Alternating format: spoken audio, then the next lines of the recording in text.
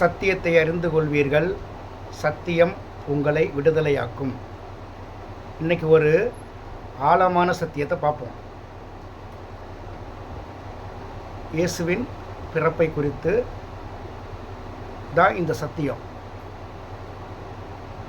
மோசே இடத்துல தேவன் 10 கட்டளையை கொடுத்தார்.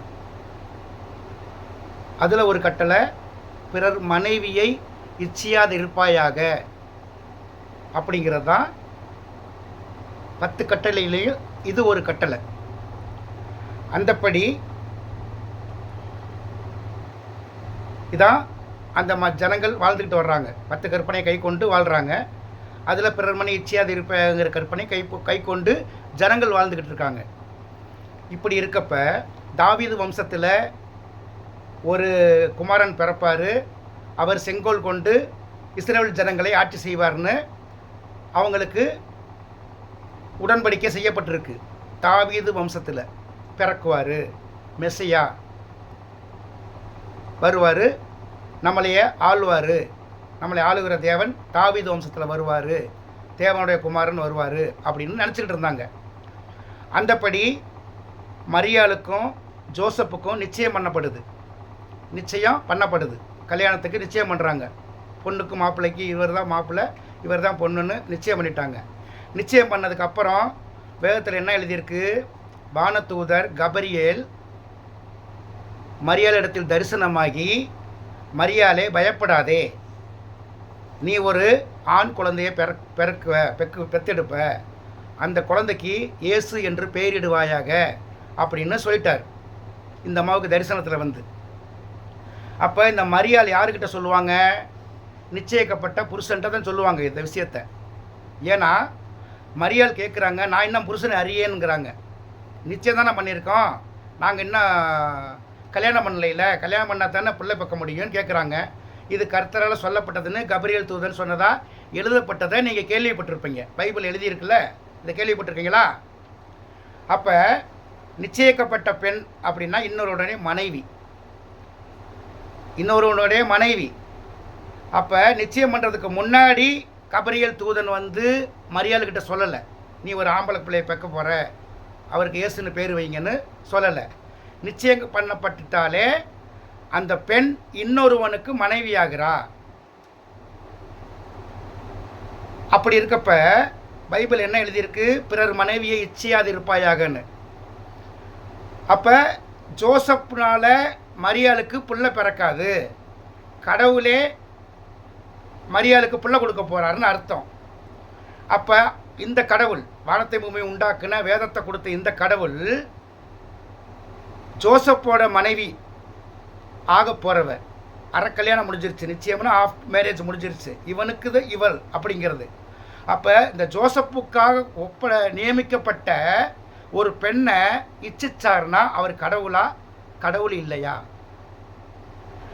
10 கட்டளைகளும் தேவனால் கொடுக்கப்பட்டது, பிறர் மனையை இச்சையாது இருப்பாயாகன்னு.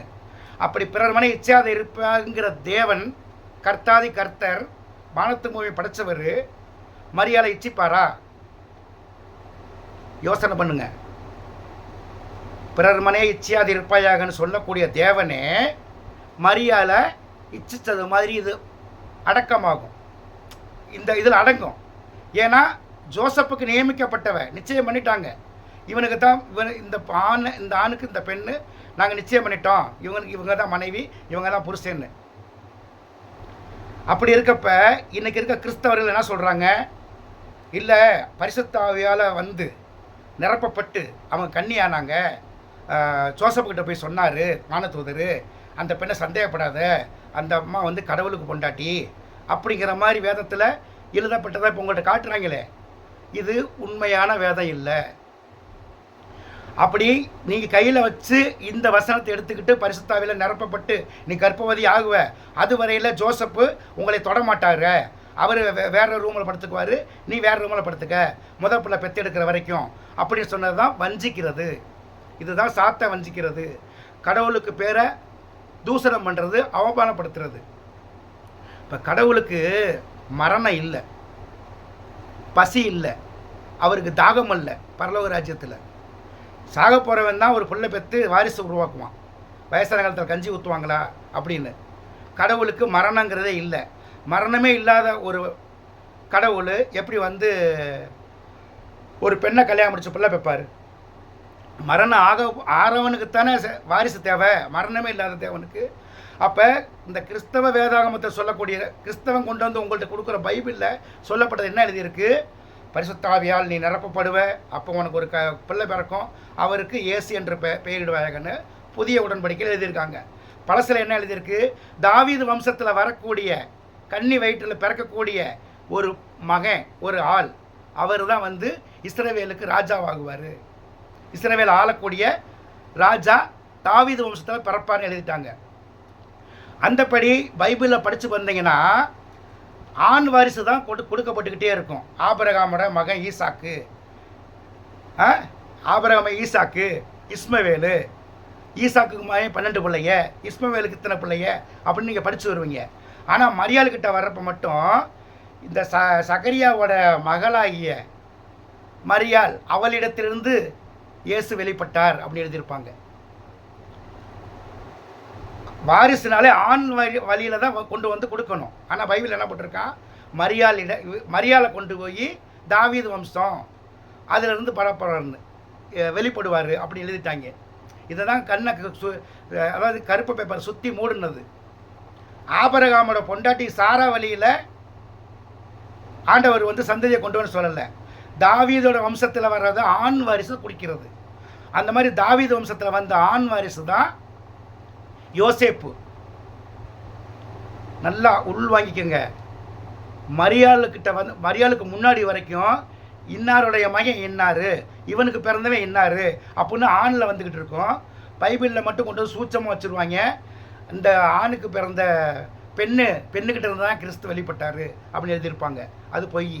ஆக்சுவலாக யோசேப்பு தான் தாவீதோட வம்சம், யூதா கோத்திரம். ஜோசப்பு யார்? தாவீது வம்சம், மரியாளோட புருஷன். இப்போ இது என்ன ஆகி போச்சுன்னா, மரியாளை கன்னின்னு சொல்லிட்டாங்க. கன்னி வயிற்றிலிருந்து வெளிப்படுவார்னு. ஆமாம், கன்னி வயிற்றிலிருந்து இப்போ வெளிப்படுவார்னா, பெண்ணின் வயிற்றிலிருந்து வெளிப்படுவார்னா அந்த பெண்ணு நிறைய பிள்ளை பெற்றிருக்கணும். 2வது பிள்ளை, 3வது பிள்ளை, 5வது பிள்ளை, அதுதான் ஆண்டவோட பிள்ளை அப்படி சொல்ல முடியாது. கன்னினா முதல்ல பெறக்கூடிய பெண், முதல் பேர் எடுக்கக்கூடிய பெண்ணு கன்னி வயிற்றில் தான் முதல் குழந்தை. எந்த கன்னியும் ஒரு பிள்ளை பெற்கிறாங்கன்னா அந்த முதல் குழந்தை தான் கன்னி வயிற்றிலிருந்து வெளிப்படுறது. அந்தபடி ஜோசப்புக்கும் மரியாளுக்கும் பிறந்தவர் தான் இயேசு. இதுக்கு முன்னாடி ஒரு வீடியோவில் நான் சொல்லியிருந்தேன்.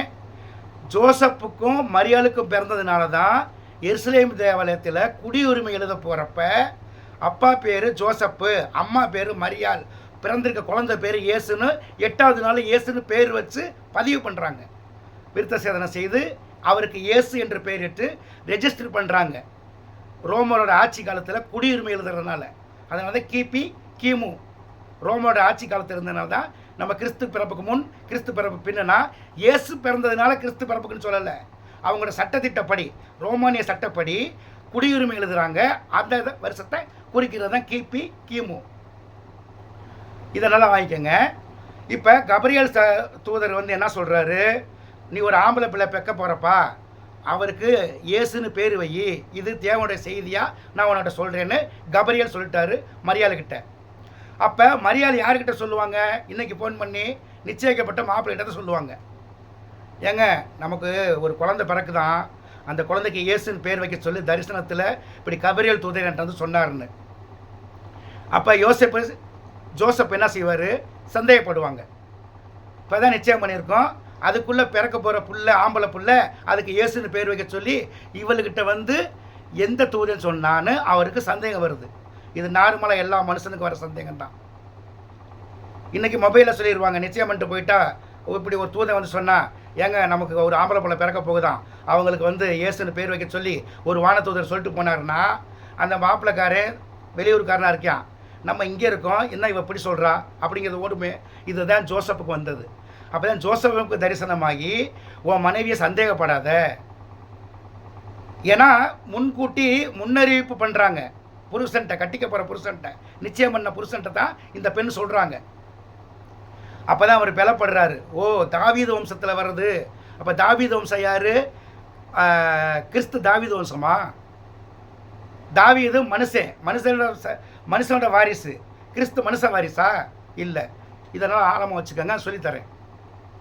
அப்போ இவர் என்ன பண்ணுறாரு? ஏற்றுக்கிறாரு. சரி, குழந்தைய கடவுளுக்காக நாங்கள் அர்ப்பணிச்சிடுறோம், கிஃப்டாக கொடுத்துட்றோம், முதல் பலனை காணிக்க கொடுக்கணும், அந்தபடி உங்கள் மகனை நீங்கள் ஆலயத்துக்கு தான் ஒப்படைக்கணுங்கிறாங்க.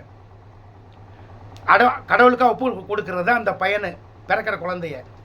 இன்றைக்கும் சர்ச்சில் கொண்டு போய் முதல் பலனை கொண்டு வைக்குவாங்களே, அது யூதர்கள் காலத்துலேயும் அது இருந்தது. அந்தபடி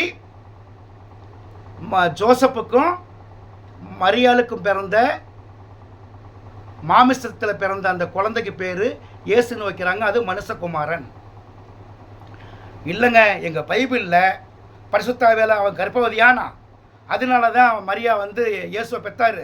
அந்த இயேசு தான் அந்த பரிசுத்தாவியை, அந்த இயேசு தான் வானத்தையும் படைச்சவர். அப்படின்னா பிறர் மனைவியை இச்சியாதிருப்பாயாக அப்படிங்கிறத எழுதி கொடுத்தவரும் அதை மீறுவாரா?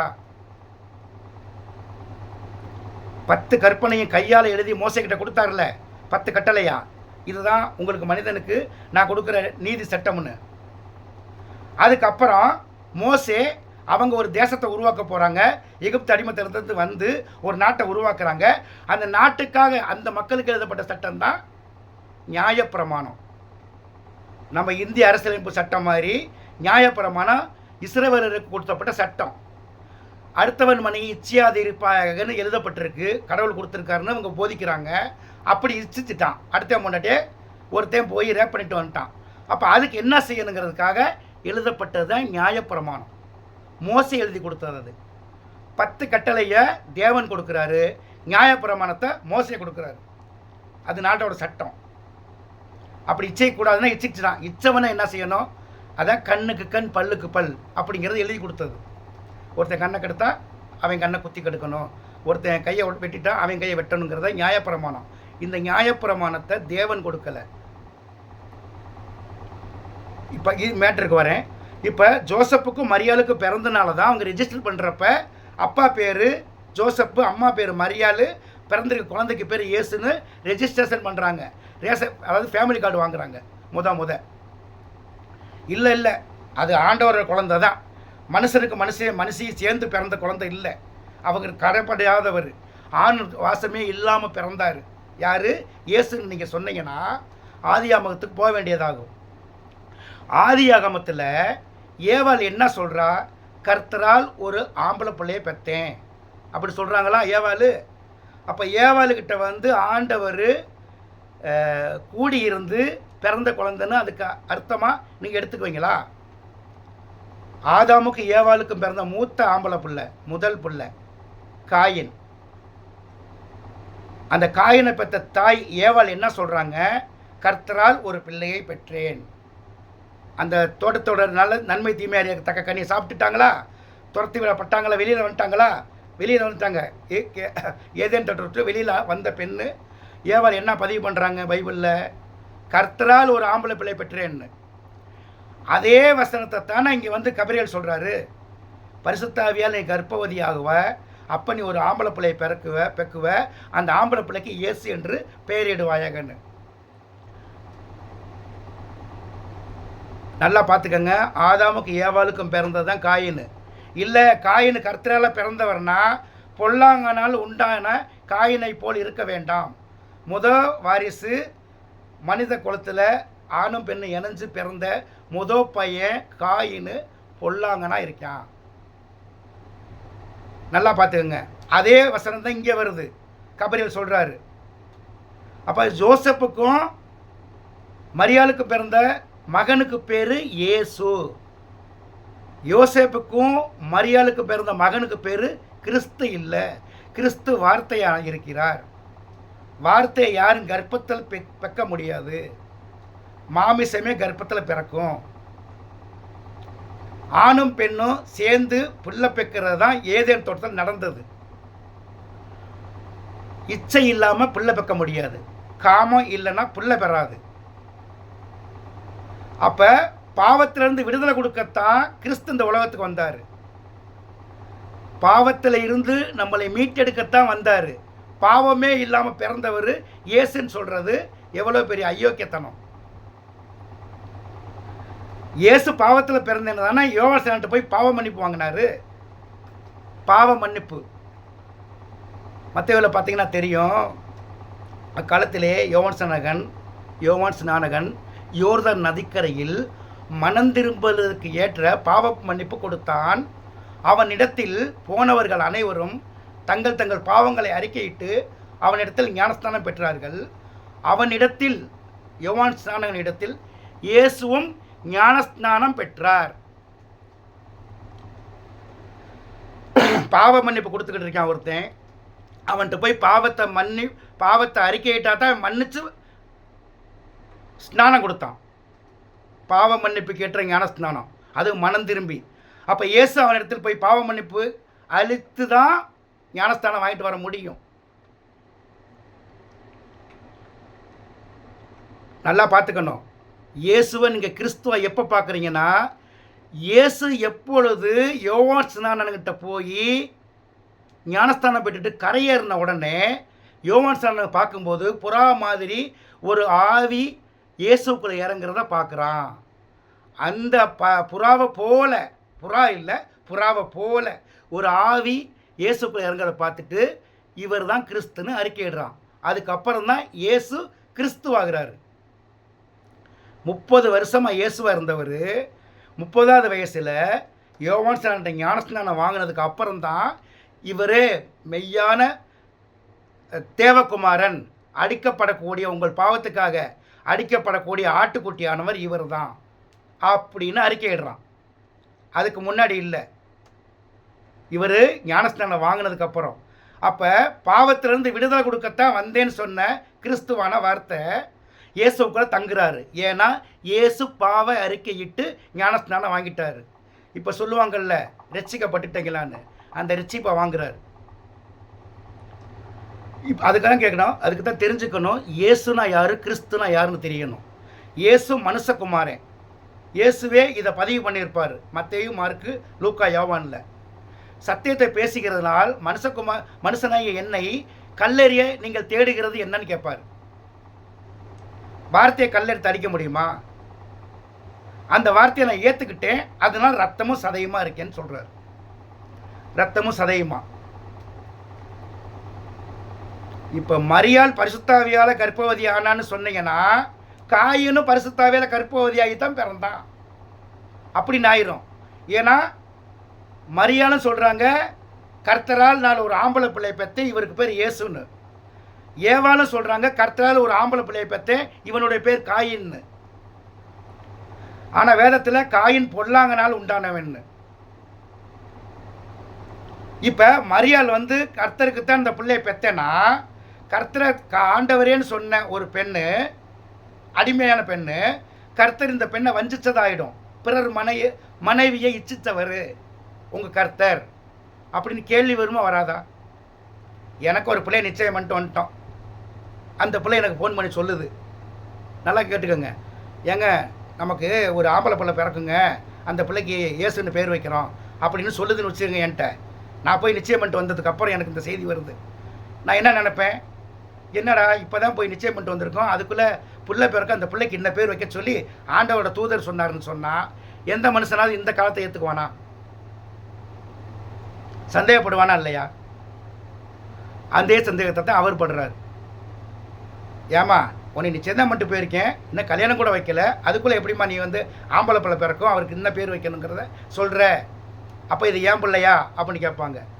அதைத்தான் போய் யோசேப்பு கிட்ட கபிரியல் சொல்கிறாரு, தாவீது வம்சத்தில் பிறக்கக்கூடிய ஒரு கண்ணின் வயிற்றில் பிறக்கக்கூடிய ஒருவர் தான் இஸ்ரவேலை ஆளுகிற ராஜா அப்படிங்கிற சொல்கிறப்ப தான் மரியாள் தாவீது வம்சம் இல்லை, ஜோசப்பு தான் தாவீது வம்சம். அதனால தான் திருக்கு குடும்பம்னு போட்டு ரோமன் கத்தோலிக்கத்தெல்லாம் போட்டாவெல்லாம் வச்சுருப்பாங்க, கல்யாண பத்திரிக்கையெல்லாம் வச்சுருப்பாங்க. நடுவில் ஒரு சின்ன பையன் ஏசு நிற்பார், சைடில் இங்கிட்டு மரியாள், இங்கிட்டு ஜோசப் இருப்பார். எது சூசேப்பர் கையில் ஒரு குருத்தால் வச்சுருப்பார், அது துளிர் விட்டுருக்கும். ஒரு கம்பில் ஒரு துளிர் வந்திருக்கும், இல்லை துளிர்த்தது மாதிரி இருக்கும். அதுக்கு வேறு சாப்டர் இருக்குது, அதை இன்னொரு நாளைக்கு பார்ப்போம். இப்போ மரியாளுக்கு கர்த்தரால் பிள்ளை பிறந்துருந்துச்சுன்னா கர்த்தாதி கர்த்தர் வந்து ஜோசப் பொண்டாட்டி இச்சிச்சிட்டாரு. பிறர் மனையை இச்சியாது இருப்பாங்கிறத இவர் இச்சிச்சு தான் ஆகிரும். அடுத்த பொண்டாட்டியை நேசிக்க, அடுத்த பொண்டாட்டியை நீ கவர்ந்து அவளோட பிள்ளை பெற்றுறாத அப்படின்னு சொன்ன கடவுளே இதை செஞ்சாருன்னு ஆகிடும். ஆகுமாகாதா? நல்லா யோசனை பண்ணி பாருங்க.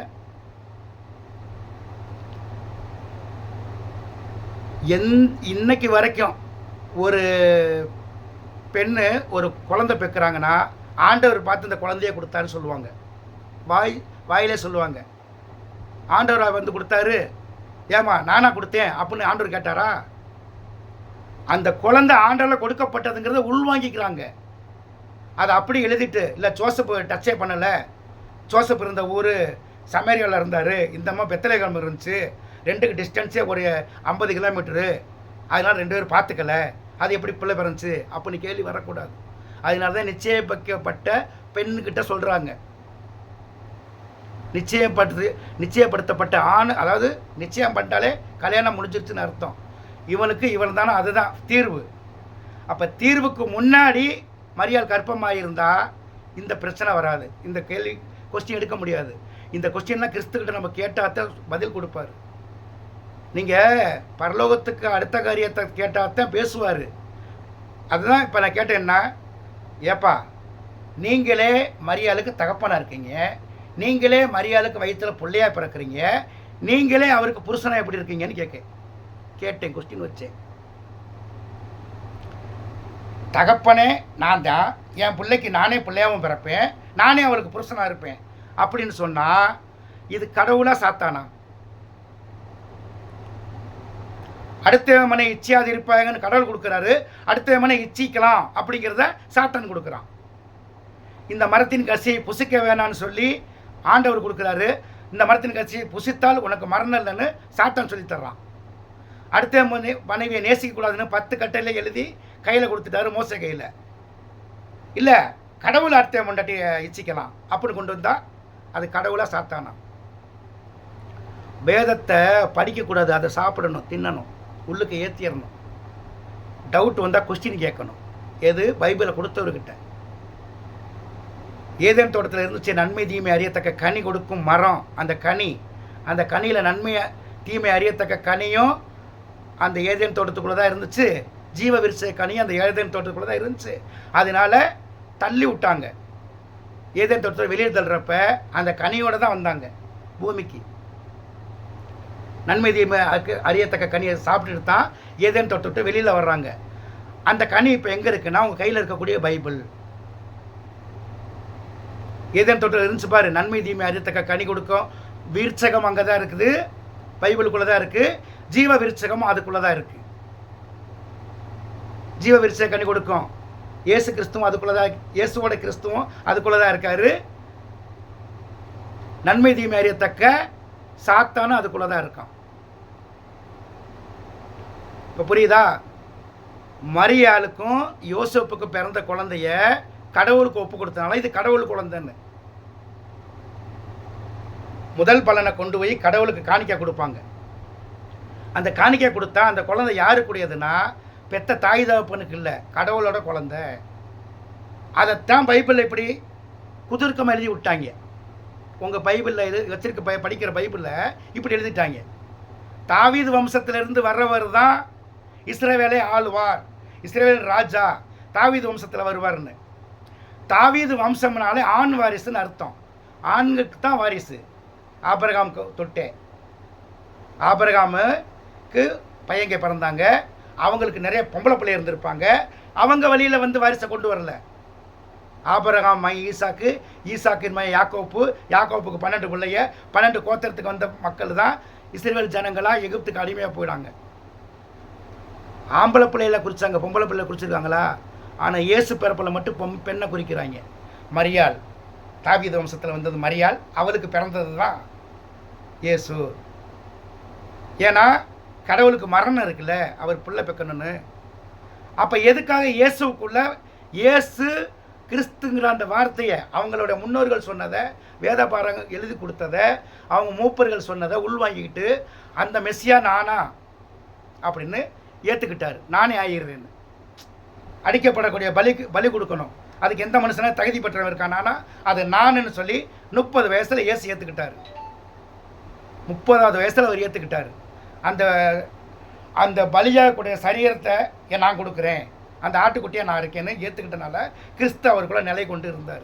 அதை இயேசு சொல்லுவார், நானும் என் பிதாவுமாக இருக்கிறேன்னு. இப்போ பரிசுத்தாவியே மரியாதை கர்ப்பத்திலிருந்து பிறந்து வந்திருந்தா அவருக்குள்ள இன்னொரு பரிசுத்தாவி வர்றதுக்கு அவசியம் என்ன? இப்போ நம்ம பாவிகளாக இருக்கிறனால தான் மீட்கிறதுக்கு கிறிஸ்து வந்திருக்காரு, பரிசுத்தாவின்னு இருக்கான்னு சொல்கிறோம். அப்பயும் அந்த பாவிகள் இருந்தாங்கல்ல, அப்பயும் பாவிகள் இருந்தாங்கல்ல. அப்போ இப்போ இயேசு பாவத்தை அறிஞ்சனால தானே பிதா ஒருவரை தவிர பாவம் இல்லாதவன் ஒருவன் இந்த பூமியில் இல்லை, என்னை ஏன் நல்லவன் என்று சொல்லுகிறாய் அப்படின்னு கேள்வி கேட்டார். அவர் கேள்வி கேட்குறப்ப அவர் நல்லவராக இருக்கார். பாவ சங்கீர்த்தனம் பண்ணிட்டார், பாவ மன்னிப்பு எடுத்துக்கிட்டு வந்துட்டார் யோவான் ஸ்நானன்ட்ட. அதாவது யோவான் ஸ்நானனோட சரித்திரத்தை பைபிளை எழுதி வைக்க மாட்டாங்க. யோவான் ஸ்நானன் எங்கே போயிருந்தார், எப்படி அவர் தப்பிச்சார், இயேசு பிறந்தப்போ எல்லா பிள்ளைகளும் வெட்டி வெட்டி கொன்னாங்கல்ல, ஏரோது மன்னனுக்கு நிகராக இன்னொரு ராஜா பிறந்துட்டாருன்னு 3 சாஸ்திரி வந்து சொன்னாங்க. சொன்ன உடனே 2 வயசு கீழே இருக்க எல்லா பிள்ளைகளையும் வெட்டி கொன்று அப்படின்னு ஆர்டர் போட்டாங்கல்ல. ஆர்டர் போட்டப்போ ஏன் யோவான் ஸ்நானன் தப்பிச்சார்? இயேசுவுக்கு யோவான் ஸ்நானகனுக்கு எத்தனை மாத வித்தியாசம்? குறைஞ்சது அதிகப்படி 6 மாத வித்தியாசம்தான்.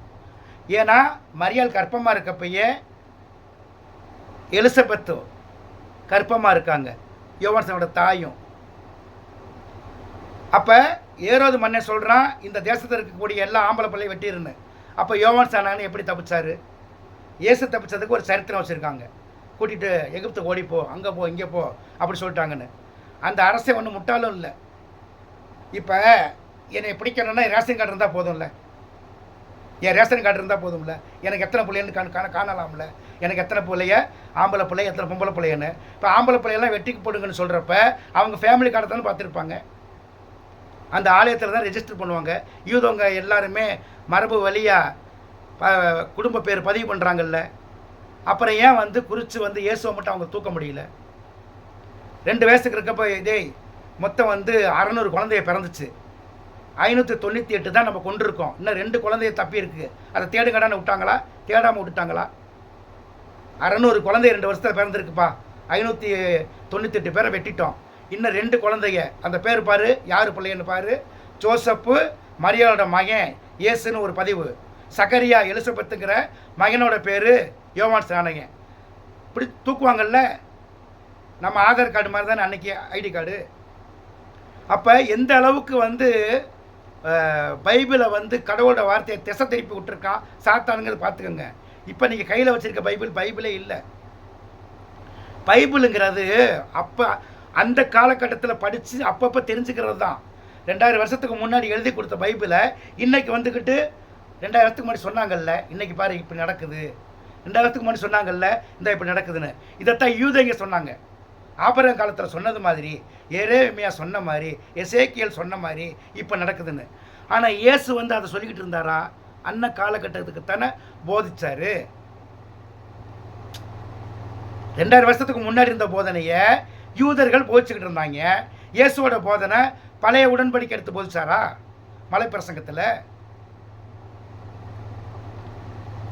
மலைப்பிரசங்கத்தில் போதிச்சார்ல.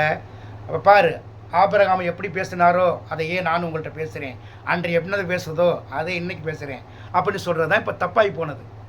2000 வருஷத்துக்கு முன்னாடி எழுதப்பட்ட பைபிளே நமக்கு பழைய ஏற்பாடு. யூதர்களுக்கு எப்படி, இப்போ கிறிஸ்தவனுக்கு எப்படி யூதர்கள் பழைய ஏற்பாடோ, யூதர்களுக்கு ஆபிரகாம் பழைய ஏற்பாடு, ஆபிரகாமுக்கு ஆதாம் ஏவாள் பழைய ஏற்பாடு. இப்போ 2025 இந்த காலகட்டத்தில் இப்போ வாழ்கிறப்ப பரிசுத்த ஆவியானவர் கிறிஸ்து என்ன சொல்லுவாரோ அந்த படி கேட்டு தான் நம்ம வாழணும் மனுஷனா. அப்போ மனுஷனா வாழணும் என்ன செய்யணும்? இயேசுவை பாரு, 2000 வருஷத்துக்கு முன்னாடி இயேசு வாழ்ந்தார்ல, அது மாதிரி வாழணும். அப்படி இயேசுவை போல் நீங்கள் வாழ்ந்தால் தான் பரிசுத்த ஆவியானவர் நமக்குள்ளே தங்குவார். இயேசுவை போலவே வாழணும். அப்போனா மனுஷனாக வாழணும். இயேசுவை ஆண்டவர் கடவுள்னு சொல்கிறீங்களே, அவரே மனுஷனுக்கான சர்டிஃபிகேட் வாங்கியிருக்காருல்ல. பிலாத்து என்ன செய்கிறாரு? இயேசுவை இதோ மனிதன் அப்படின்னு சொன்னார். இதோ ஆண்டவர், இதோ மெஸ்ஸியா, இதோ வானத்தை பூமி உண்டாக்குன சர்டிஃபிகேட் கொடுத்தாங்க. இப்போ யார்ட்டாவது மனுஷனுக்கான சர்டிஃபிகேட் வச்சுருக்கோமா? சர்டிஃபிகேட். இப்போ நாய், இது ஜெர்மன் ஷெப்பர்ட் நாயின்னு ஒரு சர்டிஃபிகேட் வாங்குகிறேன். பூனையை வச்சா இந்த நாட்டு பூனை இன்ன வகையை சேர்ந்ததுன்னு வாங்குகிறோம். யாராவது இது மனுஷன் அப்படின்னு யார்ட்டாவது சர்டிஃபிகேட் இருக்கா?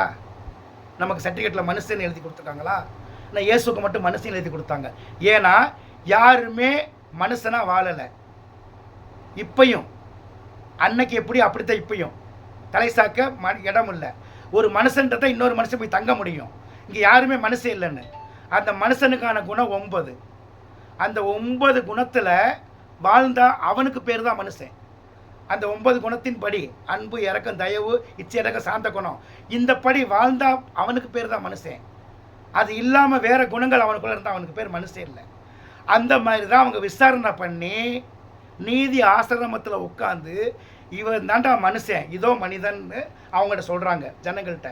அப்போ அங்கேருந்து எவனுமே மனுஷனாக இல்லை. சர்டிஃபிகேட்டே வாங்கி வச்சுருக்காரு இயேசு மனுஷன் சொல்லி. அவரை போய் இயேசு தாங்க ஆண்டவர், இவர் தான் வானத்தை போய் உண்டாக்குனார். 2000 வருஷத்துக்கு பின்னாடி பிறந்து வந்து தான் ஆதியில் போய் வானத்தெல்லாம் பூமியெல்லாம் உண்டாக்கிட்டு அதுக்கப்புறம் கற்பத்தில் வந்து மரியாள் வைத்திருந்து பிறந்தாருன்னு. இது வானத்துக்கு போய் உண்டாக்குனவர் நம்ம தூசணமாக பேசுகிறது. இதை சாத்தான்னா அப்படி பேச வைப்பான். கடவுளுக்கு வாரிசு இருக்குன்னு. அப்பா பிதாவே என்னை காப்பாற்றுன்னு இயேசு ஜெபம் பண்ணார். யார்கிட்ட பண்ணார்? நமக்கு ஆத்மாவை கொடுத்தவர்கிட்ட பண்ணுறாரு. மாமிசத்தை கொடுக்கறது சாத்தான் தான் கொடுப்பான். காம இச்சையில் பிறந்தா தான் அந்த பிறப்புக்கு பேர் பாவத்தில் பிறக்கிறது. இன்னைக்கு ஏஐ டெக்னாலஜி இருக்குல்ல, அது காம இச்சையில் பிறந்திருக்கு. ஏஐ அப்போ ஏஐ வந்து கடவுளோட பிள்ளை அப்படி சொல்லிடுவீங்களா? ஏஐ பாவத்தில் இருந்தால் பிறந்துச்சு, பாவமே எல்லாம் பிறந்துச்சு, அதனால் இது கடவுள்னு சொல்லுவீங்களா? நல்லா யோசனை பண்ணுங்க. ஏவாள் என்ன சொன்னாங்க? கர்த்தரார் ஒரு ஆம்பளை பிள்ளை பெற்றேன் அப்படின்னு காயினை அடையாளப்படுத்தினாங்க. அந்த காயின் பொல்லாங்கனவன் ஆனான். அவன் மனித தன்மை இல்லாமல் போனான், மனித சாரை இல்லாமல் போனான். அதனால கடவுள் அவனை தள்ளிட்டாரு. இந்த இயேசு கிறிஸ்துவும் ஜோசப்பு மரியாளுக்கு பிறக்கிறாரு. அவர் மனித தன்மையோடு இருக்கார். ஆதாம மனுஷனாக தான் படைச்சார். யார்? ஆதாம கடவுள் மண்ணிலிருந்து உண்டாக்குறப்ப மனுஷனாக படைச்சார். அவன் மனுஷனை தன்மை இறந்து போனான், விழுந்து போனான். இயேசு பாவத்தில் பிறக்கிறாரு. நல்லா பார்த்துக்கங்க. ஆதாம கடவுள் படைக்கிறப்ப பரிசுத்தத்தில் படைச்சாரு. அவன் பாவத்தில் விழுந்தான். பாவத்தில் பிறந்த இயேசு பரிசுத்தர் ஆகிறார். யாருனால? கிறிஸ்துனால. வானத்தை உண்டாக்குனவர். அவர் தங்குறதுக்கு இயேசு இடம் கொடுத்தாரு. பிதா என்னோட தங்குறதுக்கு நான் அனுமதி கொடுக்குறேன்னு இயேசுங்கிற மாமிசம் இடம் கொடுத்தது. அதுதான் அவர் ஆலயமானார். மனுஷன்தான் தேவன் தங்குற ஆலயம். மனுஷனா இல்லாதவே தேவன் தங்குற ஆலயம் இல்லை, சாத்தான் தங்குற ஆலயம், கூடாரம், கோயில். அதுக்குத்தான் இயேசு மறுபடியும் பிறந்தார். ஒருவன் மறுபடியும் பிறவாவிட்டால் தேவனுடைய ராஜ்யத்துக்கு வரமாட்டேன்னு சொன்னார்ல. அப்போ அவர் மறுபடியும் பிறந்திருக்காருல்ல. யோவான்ஸ்நாட்ட ஞானஸ்தானம் வாங்கி தன் பாவத்தையும் அறிக்கையிட்டு தானே ஞானஸ்தானம் வாங்கினாரு. இல்லை, இவர் பாவத்தில் அறிக்கையிடலை. இவரை பார்த்தோன்னே தூரத்திலிருந்து பயனார்கொள்ள வச்சு பார்த்தாரு. யோவான்ஸ்நானை கண்டுபிடிச்சிட்டாரு. இவர் தான் கடவுளோட குமாரே வந்திருக்காரு, உம்மால தான் நான் ஞானஸ்தானம் வாங்கினேன்னு எழுதி கொடுத்துட்டான். ஏதேன் தோட்டத்தில் நடந்ததை இன்றைக்கி நடந்துக்கிட்டே இருக்கும். அன்னைக்கு மாதிரி ஊரே சொல்லுது, இவன் ஜோசப்பு மரியா பிள்ளை இல்லையா அப்படின்னு. அதுக்குத்தான் இயேசு கற்பத்திலேருந்து பிறக்கிறப்ப யாருமே பிரசவம் பார்க்கல. மரியாலே பார்த்து பிரசவமாக்கி பிள்ளைய தூக்கி கையில் வச்சு மாட்டு தொட்டிக்குள்ளே போட்டுட்டான்னு எழுதி வச்சுருவாங்க. இதை இவங்க பணம் சம்பாதிக்கிறதுக்கு. ஏன் இதை கடவுள் தண்டிக்க கேட்டாரா? கடைசி காலத்தில் கேட்டே ஆகுவார். சத்தியத்தை அறியணும், ஆழமாக பார்க்கணும். இதே ஆபிரகாம தேவன் தேர்ந்தெடுக்கிறப்ப அவன் மனுஷனா மறுபடியும் பிறந்தவனாக இருந்தான். என்னடா கல் மண்ணெல்லாம் சிலை செஞ்சு வச்சு அதை நம்ம தான் சேல்ஸ் பண்ணுறோம், இதை போய் கும்பிட சொல்கிறாங்க, இதுக்குள்ளே எப்படா கடவுள் இருப்பார், அப்படி கடவுளே இல்லைடா அப்படின்னு நாத்திகவாதியாக இருந்தவர் தான் ஆபிரகாம். நாத்திகவாதி. மனுஷன் கையில் செய்கிற இந்த பொம்மை, இந்த போட்டோவில் கடவுள் இருப்பார், போங்கடா முட்டா பயில்களான்னு சொன்னார். அந்தபடியே ஒரு பெரிய சிலையை உடச்சி போட்டார். அவங்க சாமின்னு கும்பிடுறது 365 சிலையை வச்சு ஒரு நாளைக்கு ஒரு சாமியை கும்பிட்டுக்கிட்டு இருந்தாங்க. அதையே ஒரு அந்த சிலையை செஞ்சு கொடுக்குற வேலையை செஞ்சுக்கிட்டு இருந்தார். நாத்தியவாதினாலும் அந்த சிலை செஞ்சு கொடுக்குற பிஸ்னஸ் பண்ணியிருக்காரு, வியாபாரம். கடைசியில் கடவுளையே அறிஞ்சிட்டாரு. பேர் சொல்லி கூப்பிட்றப்ப தான் கேட்குறாரு, யாருங்க நீங்கங்கிற, நான் தான் அல்பா ஒமேகான்னு சொல்கிறாரு ஆபிரகாமுக்கிட்ட. அப்போ தான் கடவுள்னு ஒருத்தர் இருக்கிறதவே ஆபிரகாம் நம்புகிறார். கடவுள் இருக்கிறது உண்மைதான், ஆனால் இவங்க காட்டுற கடவுள் இல்லைன்னு. அதையே தான் நான் இப்போன்னு சொல்கிறேன். இயேசு கிறிஸ்து இருக்கிறது உண்மைதான், ஆனால் கிறிஸ்தவர்கள் சொல்கிற இயேசு இல்லை. கிறிஸ்தவர்கள் சொல்கிற இயேசு மெய்யான தேவகுமாரன் இல்லை, அந்த கிறிஸ்துவை தான் இயேசு கிறிஸ்துன்னு சொல்கிறாங்க. ஏன்னா இவர் ஏன் அப்படி, இவங்க கிறிஸ்தவங்க என்ன சொல்கிறாங்க, ஆண்டவருக்கும் மரியாளுக்கும் பிறந்த பெண் மகன் தான் இயேசு, கடவுள் தான் புருஷன், மரியாள் பொண்டாட்டி, அவருக்கு இவங்களுக்கு பிறந்தது தான் இயேசு அப்படி சொன்னான்னா, அடுத்தவன் பொண்டாட்டி இச்சிக்கக்கூடிய கடவுளுக்கு தான் இயேசு பிறந்தார்னு சொல்கிறான். இவன் தான் சாத்தான். இதுதான் கிறிஸ்தவங்க சொல்கிறாங்க. நல்லா உள்வாங்கிக்கங்க. அடுத்தவன் பொண்டாட்டி ஜோசப்பு பொண்டாட்டி மரியாளை நிச்சயம் பண்ணப்பட்டவளை கவர்ந்து அவளுக்கு புள்ள கொடுத்து அந்த பிள்ளையை பிறக்க வச்சது அது சாத்தானோட குழந்தை. கிறிஸ்தவங்க சொல்கிற மரியாளோட குழந்தை தான் சாத்தாண்டி பிள்ளை, அதான் அந்தி கிறிஸ்து. 2000 வருஷத்துக்கு முன்னாடி பிறந்தான்னு சொல்கிறாங்கல்ல, அதுதான் அந்தி கிறிஸ்து. ஏன்னா பிறர் மன இச்சையாதி இருப்பாகன்னு எழுதி கொடுத்த தேவனே அடுத்த முண்டாட்டியை இச்சிப்பாரா? அப்படி இச்சிச்சா அவை சாத்தான்ல. அப்போ கிறிஸ்தவர்கள் சொல்லக்கூடிய இயேசு மையான தேவகுமாரனா இல்லை அந்தி கிறிஸ்துவான்னு பாருங்க. அப்போ இந்த உண்மை எப்படி தெரியும்? கிறிஸ்துக்கிட்டேயே கேட்கணும். ஏப்பா நீங்கள் தான் போய் கற்பத்தில் பிறந்து மாமிசமாக வெளியே வந்தீங்களான்னு கேட்டால், மாமிசத்தின் வழி வெளிப்படுவார வார்த்தையை அன்றி மாமிசமாக பிறக்கிறது இல்லை. ஒரு மனுஷன் கடவுளை வார்த்தையை ஏற்றுக்கிட்டா அந்த வார்த்தை அவனுக்குள்ள தங்கும், அந்த வார்த்தை மனுஷனாகும், அந்த மனுஷனோட வாயிலிருந்து வெளிப்படக்கூடிய வார்த்தை தான் கிறிஸ்து. அப்ப இயேசுவின் வாயிலிருந்து வெளிப்பட்ட வார்த்தைக்கு பேர் தான் கிறிஸ்து. இயேசுங்கிற மாமிசம் கிறிஸ்துங்கிற வார்த்தையை உள்வாங்கிட்டாரு, சாப்பிட்டுட்டார், தின்னுட்டாரு. அந்த மாமிசமே அந்த வார்த்தை ஆயிடுச்சு. 10 கற்பனைப்படி மீறாமல் நடந்தார். 10 கற்பனையை மீறாமல் நடந்தார். ஆனால் நியாயப்பிரமாணத்தை மீறினார். அப்போ இயேசுகிட்ட கேட்குறாங்க, நியாயப்பிரமாணம் மோசைக்கிட்ட இருந்து வந்தது, 10 கட்டளையோ என் பிதாவினிடத்திலிருந்து வந்ததுன்னு சொன்னார். அந்த சொல்லக்கூடிய வார்த்தையானவர் தான் கிறிஸ்து. வார்த்தைக்கு ஒரு குழந்தை பிறந்தா அந்த வார்த்தைக்கு பிறந்த குழந்தைக்கு பேர் மரியாள் ஒரு வார்த்தையை பெற்றார், இந்த குழந்தைக்கு வார்த்தை என்று பேரிடுவாயாக, இந்த வார்த்தையை ஆதியிலே வானத்துக்கு போய் படைத்தது அப்படின்னு பேர் வைக்காமல் இயேசுன்னு பேர் வைக்கிறாங்க. நல்லா பார்த்துக்கணும். நாய்க்குட்டி போட்டால் நாய்க்குட்டின்னு தான் சொல்லணும். நாய்க்குட்டி பிடிச்சி மான்குட்டின்னு சொல்லுவாங்களா? அப்போ வார்த்தைக்கு பிள்ளை எங்கே பிறக்கும்? வார்த்தை எங்கேருந்து பிறக்கும்? டெலிவரி ஆகும். வாயிலிருந்து தான் டெலிவரி ஆகும். அந்த வார்த்தை நல்ல வார்த்தை இருக்குது, கெட்ட வார்த்தை இருக்குது, ரெண்டுமே ஒரே வாயிலிருந்து வெளிப்படுது. அப்போ நல்ல வார்த்தையை நல்ல மனுஷனுக்குள்ள இருந்து வெளிப்படும், கெட்ட வார்த்தை கெட்ட மனுஷனுக்குள்ள இருந்து வெளிப்படும். நல்லதும் கெட்டதும் கலந்து பேசுகிறவன் தான் நன்மையும் தீமையை அறிஞ்சவன். இப்போ இயேசு கிறிஸ்துவை ஏற்றுக்கிட்டதுக்கு அப்புறம் அவரோட வாயிலிருந்து புறப்பட்ட எந்த வார்த்தையும் மனுஷனை தீட்டுப்படுத்தலை.